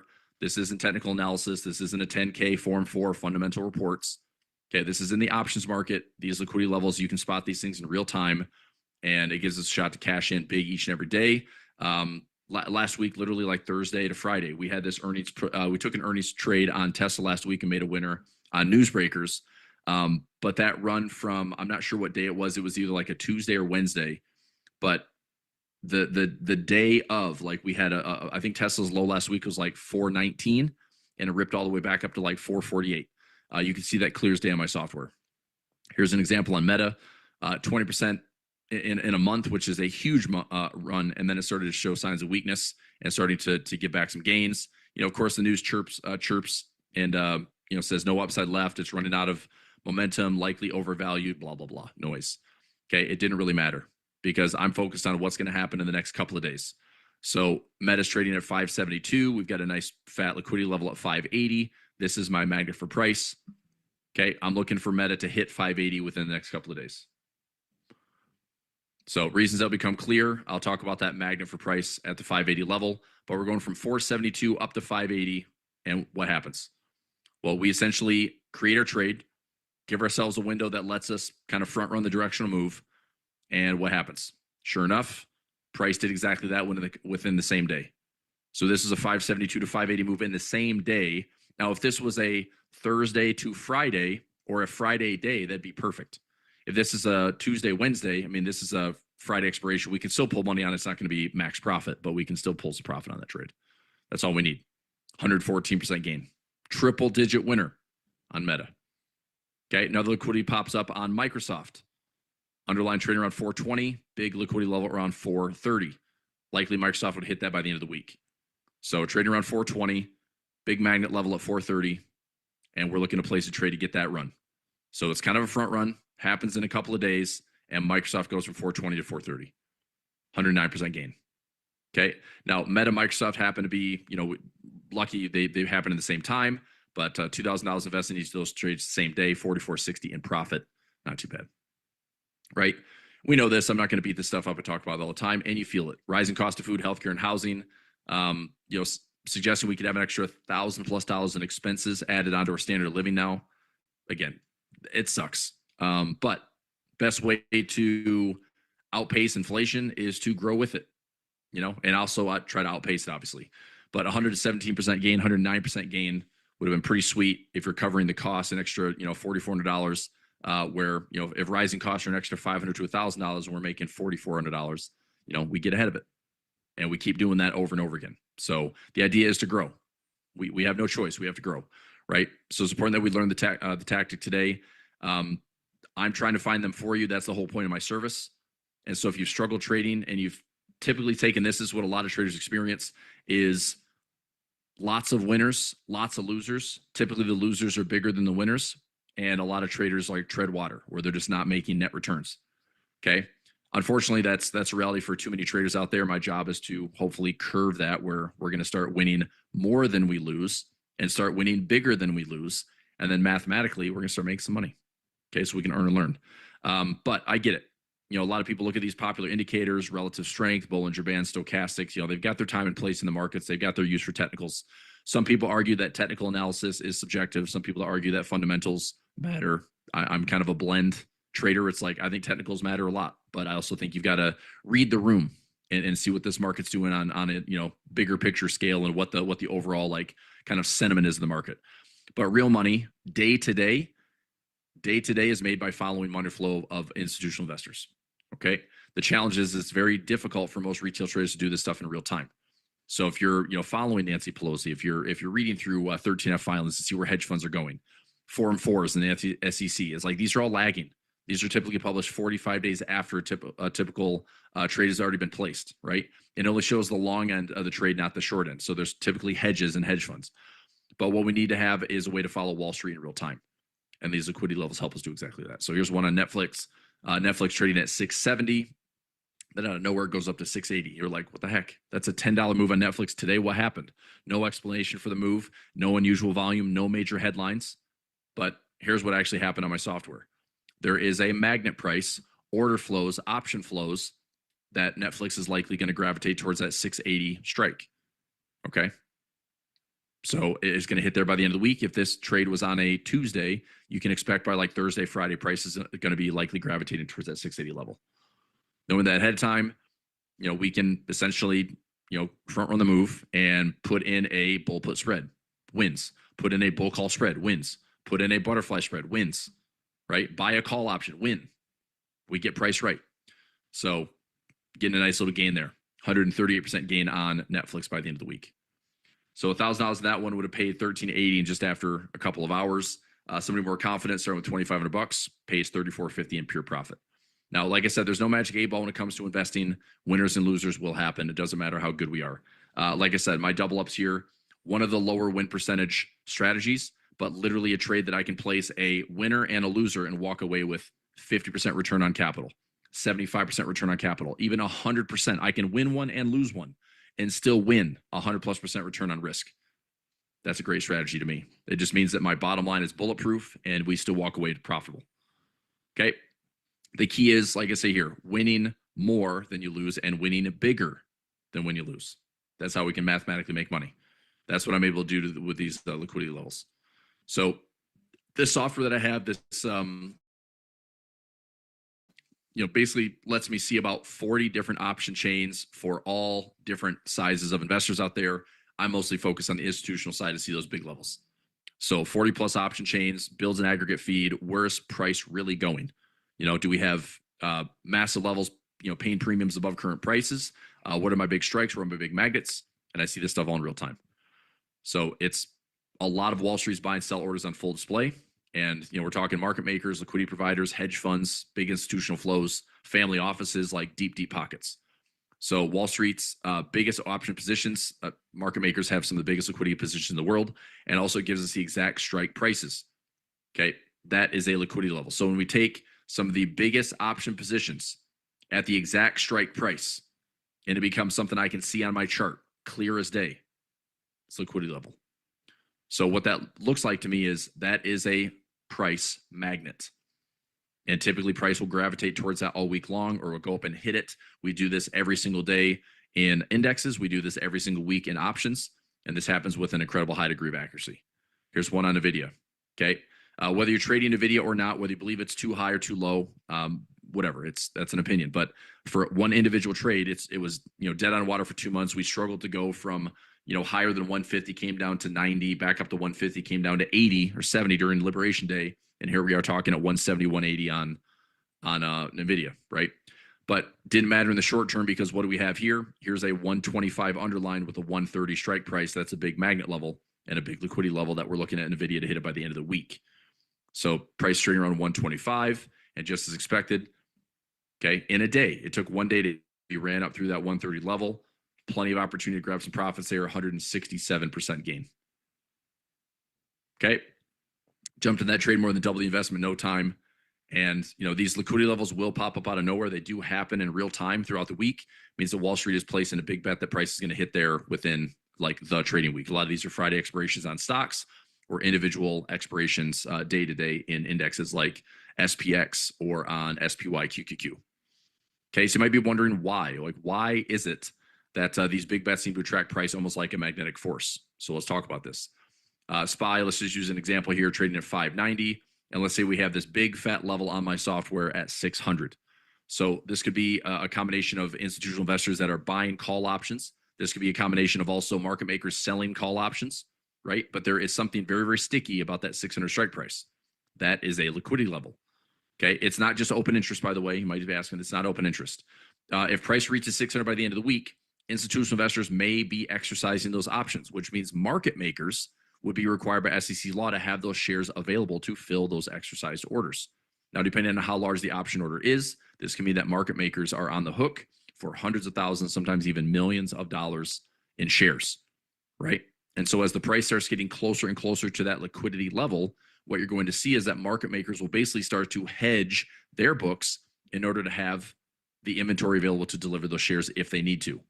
And when a market maker is forced to accumulate a boatload of shares in a short amount of time, what does it typically do to the underlying share price? It goes higher. So it's almost like a self-fulfilling prophecy. Okay. So the key is being able to spot these large liquidity levels in real time. They do happen pretty quickly and they get very sticky for the day or the week that we are trading it. So we are basically front running the forced buying that market makers will put on there to stay delta neutral. And that's what my software is designed to help us do. So everything this is theoretical, au contraire, because we actually hit a decent winner with the same type of situation on the SPY. Underline at 580. We put in a trade at the 585 strike price. That's what I was going after.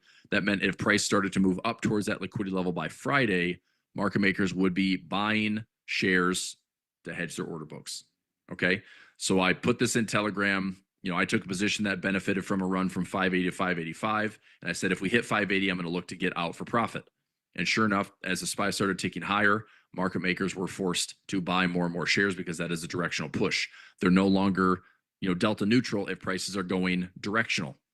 Delta neutral is easy when it's going sideways, but when price is going directional, market makers have to be hedging. So they ended up buying north of $1.6 billion in SPY shares that particular day.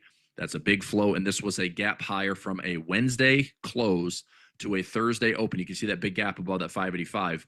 That actually hit my profit target with extra credit, which I was pretty stoked about. So while most folks are wondering, like, how does this even happen?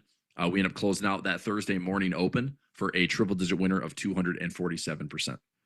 So $2,000 invested in that one would have paid $49.40. We've seen bigger winners, we've seen smaller winners, and we've certainly seen a couple of losers, especially if I go both ways. If I'm trading the market up and down, I'm going to take a loss, right? But the goal is that the winner is bigger than the loss. Same story here on Google. Always being probed by the government for antitrust and monopoly. The stock itself was performing like a dumpster fire. It's down 25% in 2 months. Stock that most investors would say doesn't really have any upside. Something's going on with Google, right? It's going to be threatened by AI, blah, blah, blah. Out of nowhere for the short term, it didn't really matter because we have a big liquidity level at 152, trading around 149. So you know the drill. We can take our entry here. Anything that benefits from this bullish direction, bull call spread, bull put spread, right? You can buy a call option, benefit from that directional push, and get it right in timing. And then we can look to see if it hits our profit target, hits our liquidity level, and then take our profit. So enjoy the afternoon array from the screen. Get the alert from me in your pocket. Close out position, entry, exit, all in real time, and and also you can set the take profit ahead of time, so you don't have to sit here and wait and wonder. Triple digit winner, 119% gain. Okay, so you notice as the price of the stock starts to move towards these liquidity levels, the buying activity will intensify. That's because we're tracking short-term weekly liquidity levels, and it's only looking for 0 to 4, 0 to 7 day expirations. I'm not really looking much further than that. So if we started today on a Monday, that would be a 0 day expiration. Friday would be 4 days. 7 days would be the week out. So maximum here would be anywhere between like 0 to 7 days, 0 to 10 days. Okay, but a lot of times the trades are taken like today, tomorrow. I'm usually managing trades with the highest probability profit and the biggest win opportunity in the next like 24 hours. Okay, and this is what is crazy. This number is actually small compared to what we've seen in the last couple of months. 2/3 of all trading volume is now done within 1 week or less, right? We have had 0 day options where the volume has been up to 73% of all option volume is coming from 0 day. So that could be a, SPX 0 day options, SPY options, QQQ options. 70+% of that volume is coming in for a 0 day expiration. So it's incredibly short term now. And even in the bigger stocks, the Mag sevens, all the big liquid stocks out there, a lot of this is happening from like a Thursday to Friday, so like a 1 day window, very very short term trading. Okay, so when a large player places a big options order that could get exercised in less than a week, doesn't leave a lot of time for those market makers to have the massive inventory on hand if they need it. So they have to do this. They have to scramble to secure the inventory and have the shares needed before the options expiration deadline. And that is a buying frenzy, right? That typically accelerates price faster and faster until it satisfies that liquidity level and they're properly hedged. And, also that kind of satisfies the directional push and pushes towards those magnet levels and guardrails for the week. So here's an example on Amazon. Underlying trading around 176, sticky level 182. That's my magnet price liquidity level. And what this would mean is that you're likely going to see market makers that would be forced to buy shares of Amazon until it hit 182. But here's where it gets crazy. Watch price accelerate. Watch this price. Watch this chart. Okay. So we're trading around 176 a share with a sticky liquidity level at 182. Right. So it's way up there, but watch this price action. You'll see the rate of buying increases more and more. You'll see a lot more green candles than red. Okay. More green candles than red. And as it gets closer and closer, that last little stretch, way more green than red. Look at the bodies of the green candle compared to red. Like a magnet. It's not an accident. Okay. This stuff happens. This happens every single week. This happens every single day. This is the powerful reality of option trading.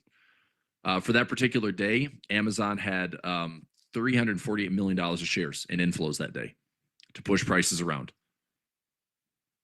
So what do we have to do? Well, if we took a buy option, if we bought a call down here, it paid very well. If we did a bull put spread, it paid very well. If we did a bull put spread or bull call spread, paid very well, right? So we have ways to take advantage of that direction. If we wanted to take this direction with a high reward to risk, we could do that too. But point is, we place the trade. Okay. So that was a triple digit winner for the course of that week. We actually took that winner much earlier. It would have been worth a lot more had I waited all the way to the end of the week, but we had triple digit in our fingers. We took the profit. So back-to-back trades here, 106%, 119%, 5K invested in each one. You got $11,000 in just a couple days exposed. And again, you can put whatever dollar amount you want onto it. I just think you got to trade with risk capital and make sure that it's responsible. Never trade too big and certainly never over leverage. I'm no stranger to showing folks how to book some 5-figure profits. Here's Sandy here's Sandy making over $10,000 in 2 weeks. Pretty high praise here. You're the best I've seen in more than 15 years of trading. Lynn had an incredible run, 4K to almost 20K in profit. Do I have a crystal ball when it comes to trading? No, but this is the closest thing I have to a high probability visual roadmap where we will see winners, big winners, small winners, more winners than losers. But yes, we take the occasional loss. So as I said before, never risk more than you can afford to lose. Look, all of my trades are live money. All my alerts, live money. I'm never trading big, ever. Reason why is because I never want a loss to emotionally rattle me. Okay. I can get annoyed. I can be frustrated that I thought it was a good trade. It didn't work out. But losing a trade should never be a reason that you have to question a strategy. There are plenty of good trades out there. Just keep taking them. But when you take huge losses, it just makes it harder to survive. So I'm a big believer in just trading small, sticking to the process, and letting good trades just stack up time and time again. So this is where daily doubles takes up a notch. You also will notice this during a lot of periods, especially with high volume and high liquid options and stocks that are really popular to trade. You'll see that you have extremely pricey options. In fact, this is one thing that was kind of crazy about gold and silver these last 30 days is even though gold and silver were ripping to all-time highs, the put skew was insane. And you saw that puts were actually very expensive. So to protect your gold positions, to protect your silver positions, it actually was very pricey to buy puts. So anyway, there's pricing skew in the options market. Okay. So what I don't want to do is I don't want to pay for really expensive options, which is why I like to trade spreads or I like to trade, a strategy that allows us to make it more cost effective and also still increase our probability of profit and also have some really big reward to risk opportunities. So an option that would cost, for most folks, like buying a 30-day call option would be expensive, right? Some like $1,000+ sometimes. I mean, I looked at that calendar spread this morning. It was over $1,000 to take that trade. So I'm not going to take it. But my software only tracks the short-term levels. I can look out anywhere between 0 day, 4 days, and 10 days. Okay. So I'm tapping into pretty cheap options for the most part. And that offers me a little bit more leverage. I mean, it's the same leverage as what it would be if I was trading 30 days, but I do it with far less capital at risk, and I'm timing the market a lot better, so I'm not overpaying for that time premium. Does that make sense? So I choose these weekly options because it's really affordable. It's still very liquid. There's tons of volume with the market. Basically 50 to 60% of the market volume being very short term, and we eliminate a lot of the time decay, right? So we're holding these trades for somewhere between maybe same day or maybe one or 2 days. This allows us to supercharge our returns. Okay, here's one on Microsoft. Underline at 420, big sticky liquidity level at 425. Okay, and hit there by the end of the day. So this was a Thursday to Friday, and this is kind of a perfect setup. I love it when this happens. We have this big sticky liquidity level, and we get there in the same expiration I'm choosing. So if I trade it on a Thursday, I'm looking to hit my pin price by Friday. Okay. So if you bought a 30-day call option on Microsoft, it's about $820 to get in. But a weekly option, it's a lot cheaper. You can go in for a day. What's going to cost about $158. So would you rather pay $820 or $158? Look at the difference of returns. I'm going to go through these pretty quickly here, but I just want to see the power of timing and not overpaying for premium. So 102% return on risk versus 23% with way less capital at risk. So you can scale this and take your 4 or 5 contracts and risk the same amount of dollars, but that same amount of risk in dollars pays exponentially more profit with 102% gain. So obviously I prefer the bigger return on risk, and I'm sure you would as well. So the answer is pretty obvious. We have better timing, good amount of leverage. We can supercharge our returns. Here's one on Tesla. 225 underlying magnet, a liquidity level at 235. Normal options 30 days out, $935. Weekly option 275. What happened in the next 24 hours? We hit a profit target, triple digit winner. 122% return on risk or 39% return on risk. No brainer. So weekly options are explosive. Apple, crazy expensive on this one. 30 days out, $1,300. Weekly option 107. Almost a triple digit winner there on Apple, 96% return, way better than a 19% gain with way less capital at risk. Okay, NASDAQ, over $1,000 for a call option versus a weekly out 166. Doesn't set you back an arm and a leg. 153% return on risk versus 22%. Okay, here's Russell, 755 for a monthly, 190 for a weekly. I pay attention to this, 156 versus 36. Okay, if you put in $2,500 to each trade I just talked about here, Apple, Russell, NASDAQ, Tesla, almost $16,000 in profit with way less capital on 5 trades. Okay, so these trades are, 0 to 1 days, 0 to 4 days. That's pretty much the window that I'm focused on because I want to time it. I want to eliminate a lot of the expensive trades that we have to take with options, and I'm going after precision. Okay, all right. So that's why, this is part of my exclusive trading service. We're going to do a masterclass on this week. This will be on Thursday for my double up alerts. You'll hear me talk about this more this week, but double up alerts. Let's talk about the core strategies. And it's the only place that I know that we're essentially looking to front run some of the biggest Wall Street orders in real time. And I'm looking for the power of, and I do mean this, we're talking about strategies that could pay us upwards of 500% return on risk, 1,000% return on risk. We have that type of profile here. So I like those trades where it gives us this massive profit opportunity, and we don't need to try to make 1,000%. It's great if we did, but what I like is if we are offered 1,000%, it's actually quite easy to generate 150%, 200%, and not have to sit and wait all day and all week to get that trade to pay us. Okay, so it's a really good high reward, low risk strategy. That is what I focus on almost exclusively for double up alert. So here's how it's going to work. I'm looking at the biggest, most liquid stocks out there: SPY, QQQ, SPX, and Mag 7. That's pretty much what I focus on exclusively. And if I like the trade, I'll package up, throw it in the alerts, and it takes a few buttons. Click on it with the alert service. Comes out with daily doubles. Here's one on QQQ. Underline trading at 480. Sticky magnet price at 486. Send it out through SMS. One-click trading member portal alerts. Get it in our Telegram. Okay. Take a directional trade. So we're going buy call, bull put, bull call spread. whatever it takes to get that price to go from 479 to 486 and generate our return on risk. Okay. And what did price do? It did behave. It did obey. It went to that magnet level like I expected it to, and we generated profit, 192% gain. Not bad. Okay. And on average, I'm looking to sprinkle these trades in a couple times a week. You never have to guess how we're doing. We have this trade tracker. The model portfolio is up almost $69,000. There's over, I'm trying to think here. We have over 111 trades in the service. We have 118 trades in the service, actually. Win rate, 58%. Average winner, about 100% return on risk. Average loser was 78%. Okay. With winners, like I mentioned, I'll read some of these off: 520%, 220%, 150%, 190%. A lot of triple digit winners that I like. Okay.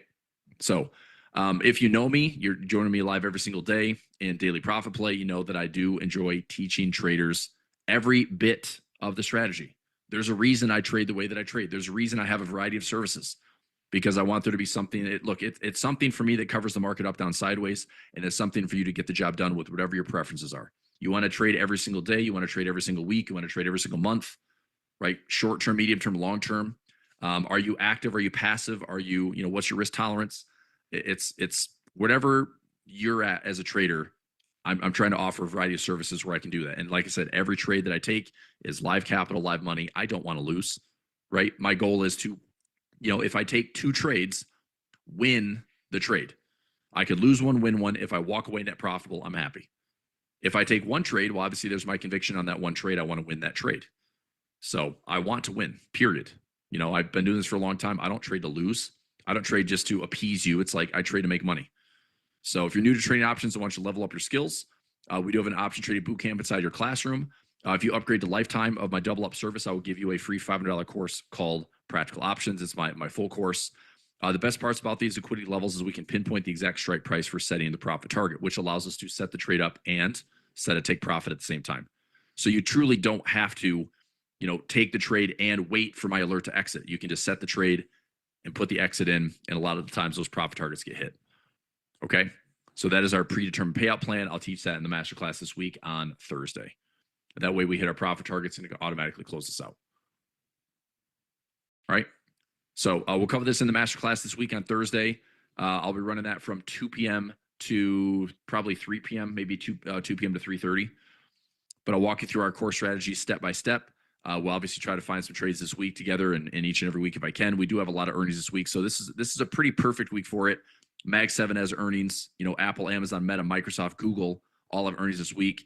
FOMC on Wednesday. Market's going to have plenty of reasons to move, so that makes things pretty exciting. Okay, we also have double ups to the downside.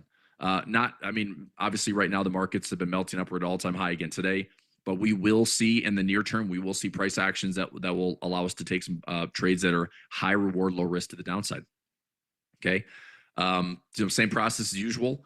If we have the underlying price at this example on the SPY trading at 598, and I see this big magnet price at 594. So what am I doing? Well, I can do a put option, right? I can just buy a put option. I can do a bear call spread. I can do a bear put spread, and I can also pin that 594 level. Any of those strategies can work. This is what I'll explain in the masterclass on why I choose the strategies that I choose and how we follow price action. And so within 24 hours, SPY dropped from 598 all the way down to 594. This actually happened in the same trading day, but we opened and went up towards like 600 and then fell all the way down to 594. So that was a nice triple digit winner, same day, 118% in less than 24 hours. And that trade, by the way, offered up over 200%, had held on to it a little bit longer. But once I hit my profit target early, took my triple digit winner, and I was happy. So $2,500 invested turned into 5450 balance. Upside, downside alerts included, double up alerts a la carte on my website, chrispulvertrading.com, is $32.95 per year. So if you see the website, read on double up alerts, you're going to see it priced at $32.95. Okay. Now, I've convinced the team to do something for, this service along with others, is I'm trying to make all my services very competitively priced, where it's not an overstretch. It's realistic. There's lots of time with me. There's lots of education, lots of master classes, and great trades, obviously. So what we're going to do here is we're going to do a double discount, $1,000 voucher. And we're going to do this for, each one of these trades has the power to double in 1 to 2 days. So if it means you put in $1,000, you get $1,000 in profit. That's a 1-to-1, right? I'm looking for something where if I put in $1,000, can I get $1,500 profit? Can I get $2,000 profit? Right. So we'll take that $1,000 off the membership fee, but we'll do it twice. Okay. So we're going to double up that $1,000 bonus. And from $32.95, let's take off the $2,000 here. So we're going to double up those vouchers and get you down to $12.95. That is complete access for 1 year of my double up alerts. Big reward, low risk.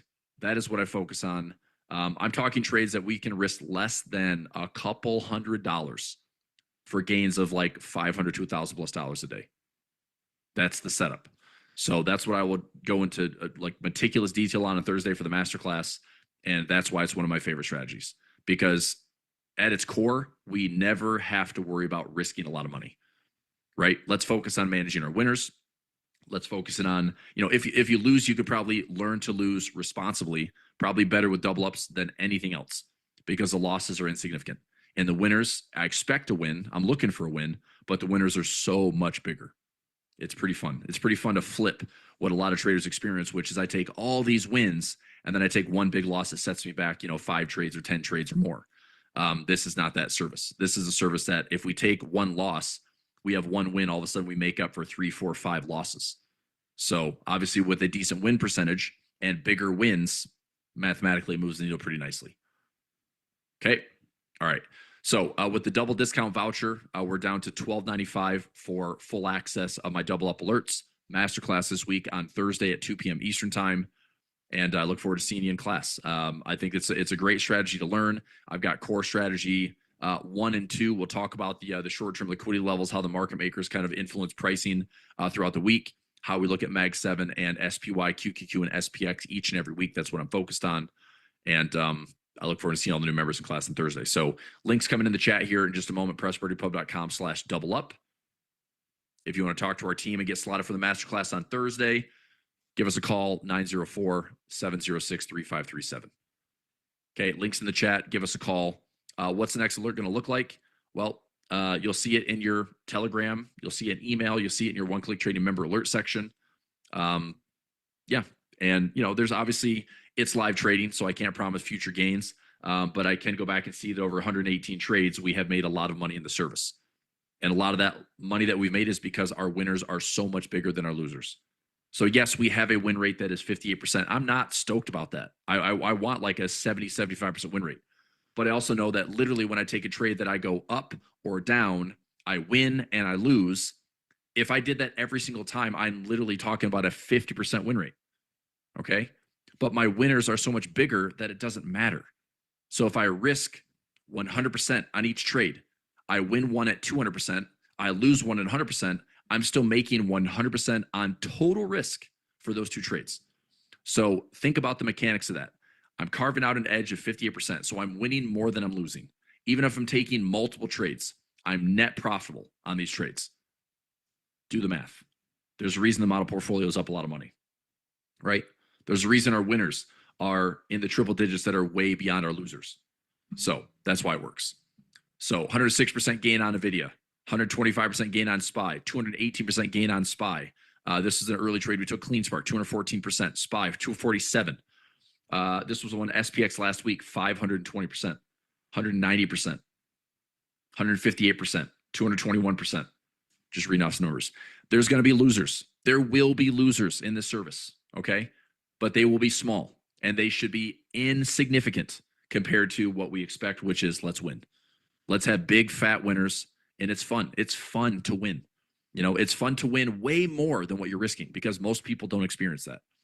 Most people experience the opposite, which is you risk a lot of money to make a little money. Because the reality of the market is this. In a typical risk-adjusted return, if you put all of your money in the S&P 500 and you're 100% invested, you're going to average about 8% a year to the upside and risk anywhere between 15 and 25% to the downside. That's the reality of the market, okay? So that's not fun for anybody to have 8% gain to the upside, and it's not every day is it's 8% every single year. It's like it's going to be up 20, and then it's going to be down 15, then it's going to be up 30, and it's going to be down 40, and it averages out to about 8%. But it's lots of sentiment swings. So I'm talking about trades where our losses are small. If I'm risking less than 1%, but my wins are 1.5 to 2 to 3%, That gets us ahead a lot faster.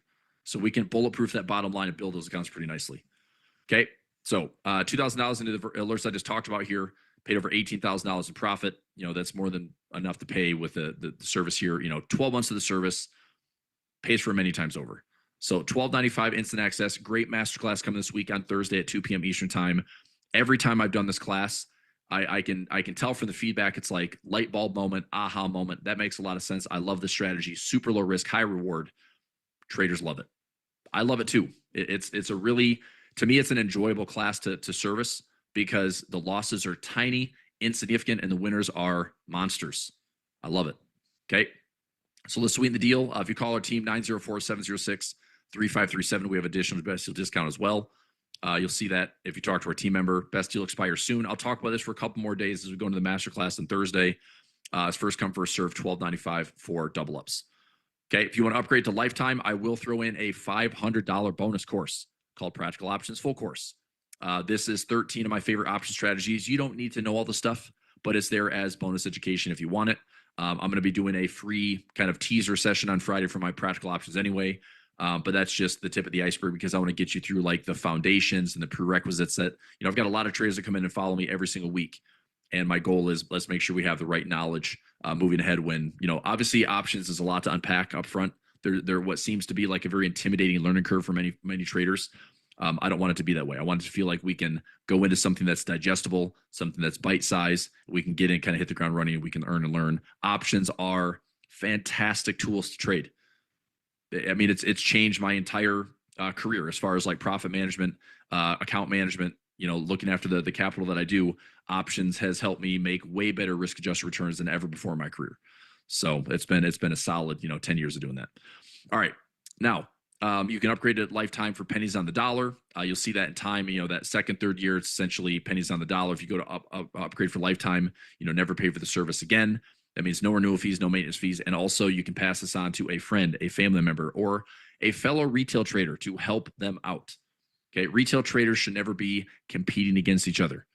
It's us versus the market, right? Our job is to make money. I think this is one reason we've seen since 2020, 2021, the retail crowd has gotten a lot more sophisticated, a lot smarter, and it's out there. Like information is out there.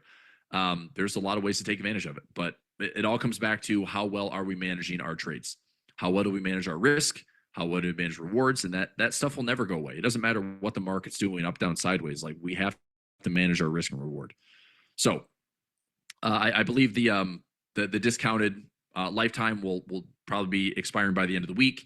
But anyway, you've got $12.95 for instant access. That's 12 months with the service. If you want to upgrade to lifetime, it's pennies on the dollar. I'm giving you a $500 bonus course as a big thank you to upgrading to lifetime.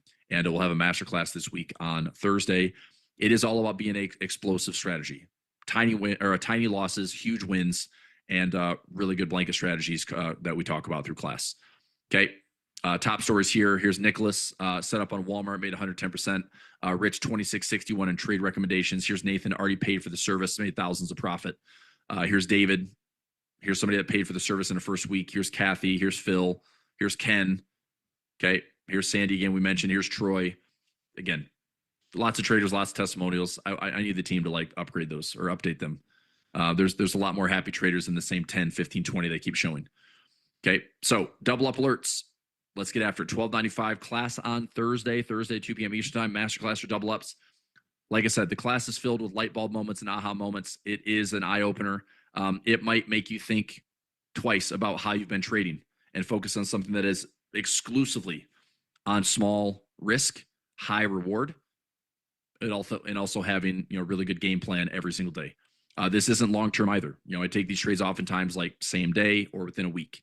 So it is pretty short term in that sense. It's like it's action. You get some action for the week, which is good, but it's high probability. Okay.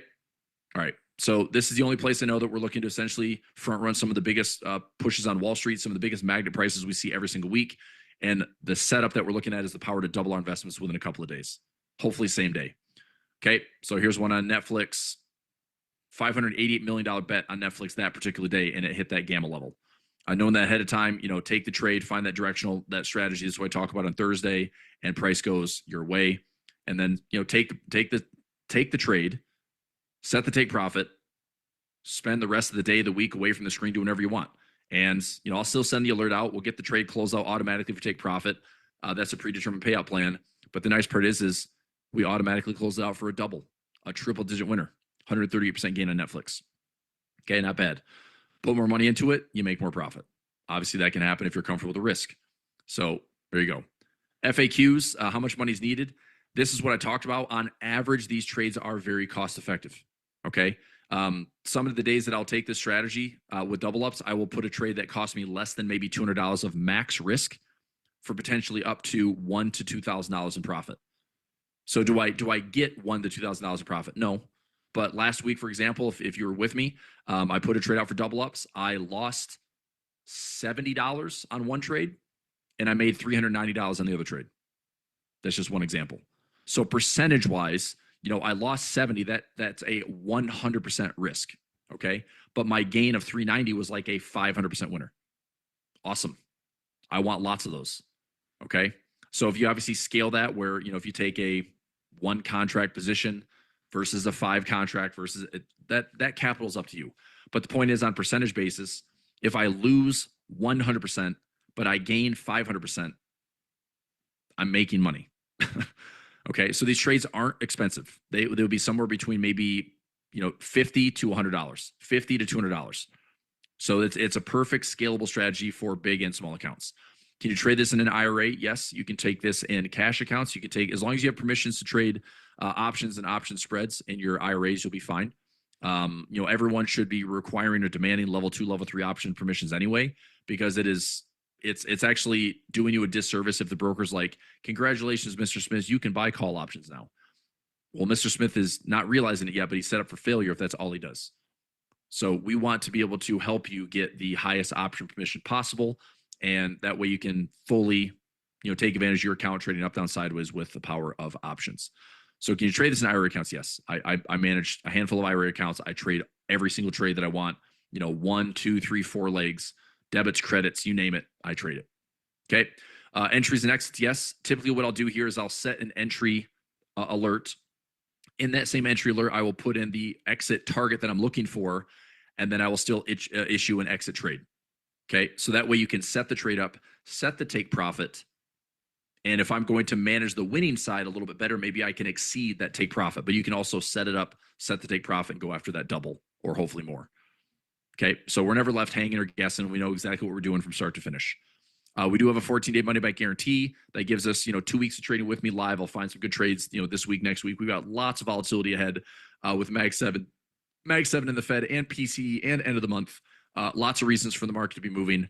So, get to trade with me this week and next week. Also get a masterclass in this week on Thursday. So plenty of reasons to see.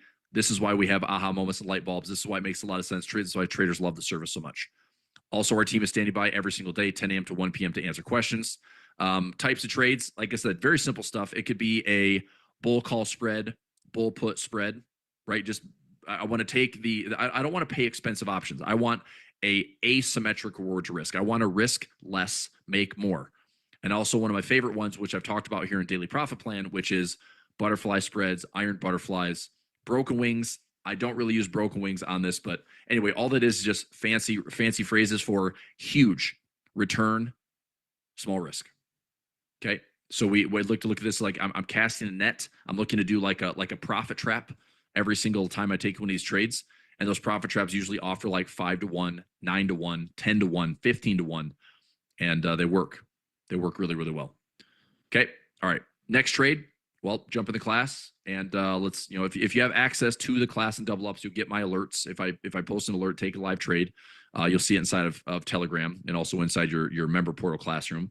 And then also on Thursday, we'll break down, all the strategies that we do for this full service and hopefully find a couple of good trades together. Thursday is a perfect time to do that masterclass as well, because we'll also be spot checking in real time everything for Friday's expirations. So all of our options this week, Apple and Amazon, Meta and Microsoft, even Tesla, even NVIDIA, they don't even have earnings this week, but they will have some sticky liquidity levels we can look at and then look at the SPY, look at the Qs. So Thursday is a perfect day for double ups. Cool. All right.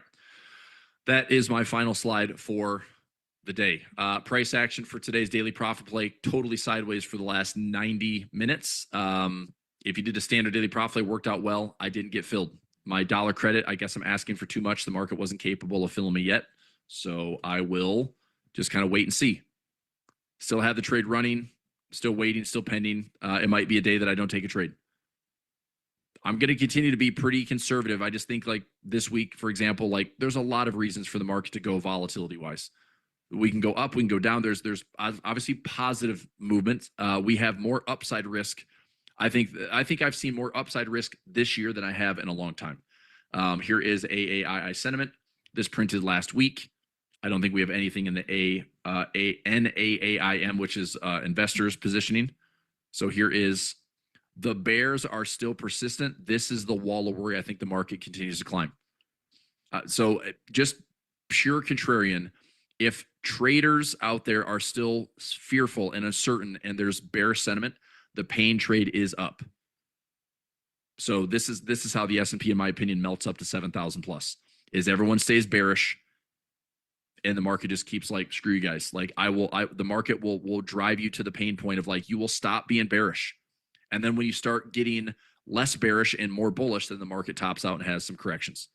But until then, like this high bearish sentiment side is going to continue to see pain trade to the upside. If you look at NAAIM, this is another reason to spot maybe some short-term corrections in the near future. Every time we've seen this thing hit at about 100, we tend to see a bit of a correction in the markets. So we're not there yet. Not there yet. Okay. But the number at 90.35, anytime we've come into the high 90s or just over 100, we tend to see that correlate with a little bit of a dip in the market. So we will see. But a couple of big kind of sentiment surveys that I'm following, where we are price action wise. You know, today most of the market is just up right out of the gates. Here is live price action for the day. We opened here around 45. We're up to 51. The market's gone a whopping 5 or 6 points for the entire morning. So that's your day. You know, could it change? Sure. I mean, part of me wants to. It's going to be like a higher risk because I'm at the money right now. But if I did a, I mean, where are we at? Let me check this level. Either a 60 or a 50. Let me see.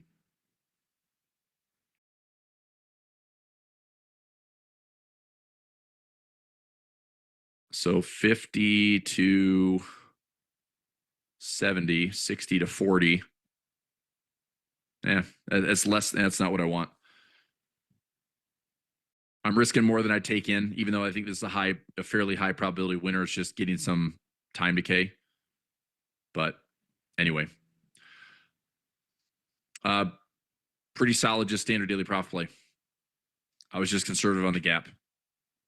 So here's the deal. Price could still run. If we get this price action to kind of pinch for the day and we run a little bit higher, we could still hit 70, 75, and 80. We could still get filled on our daily profit play.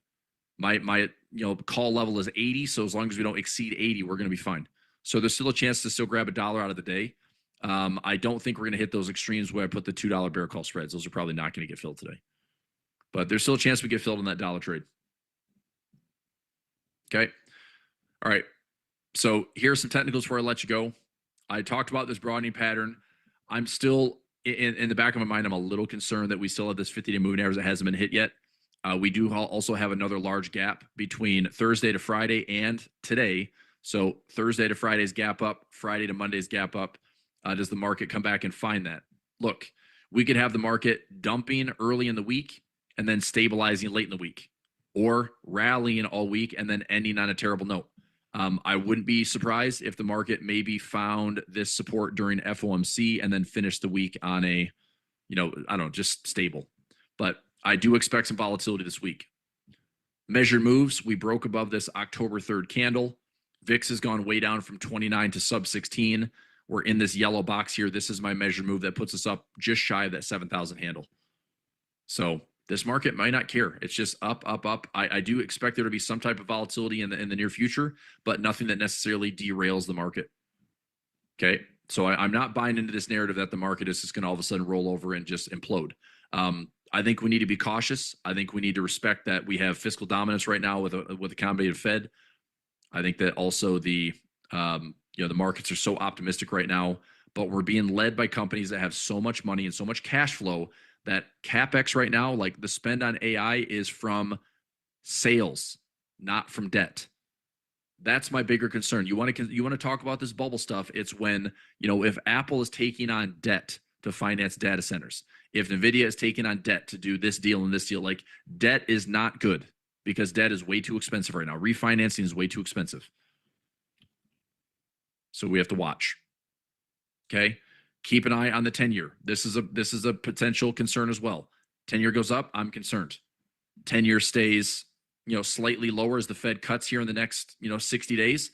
That's possibly a good sign. But does it bottom out and go higher? Maybe. But debt's going to matter at some point, right?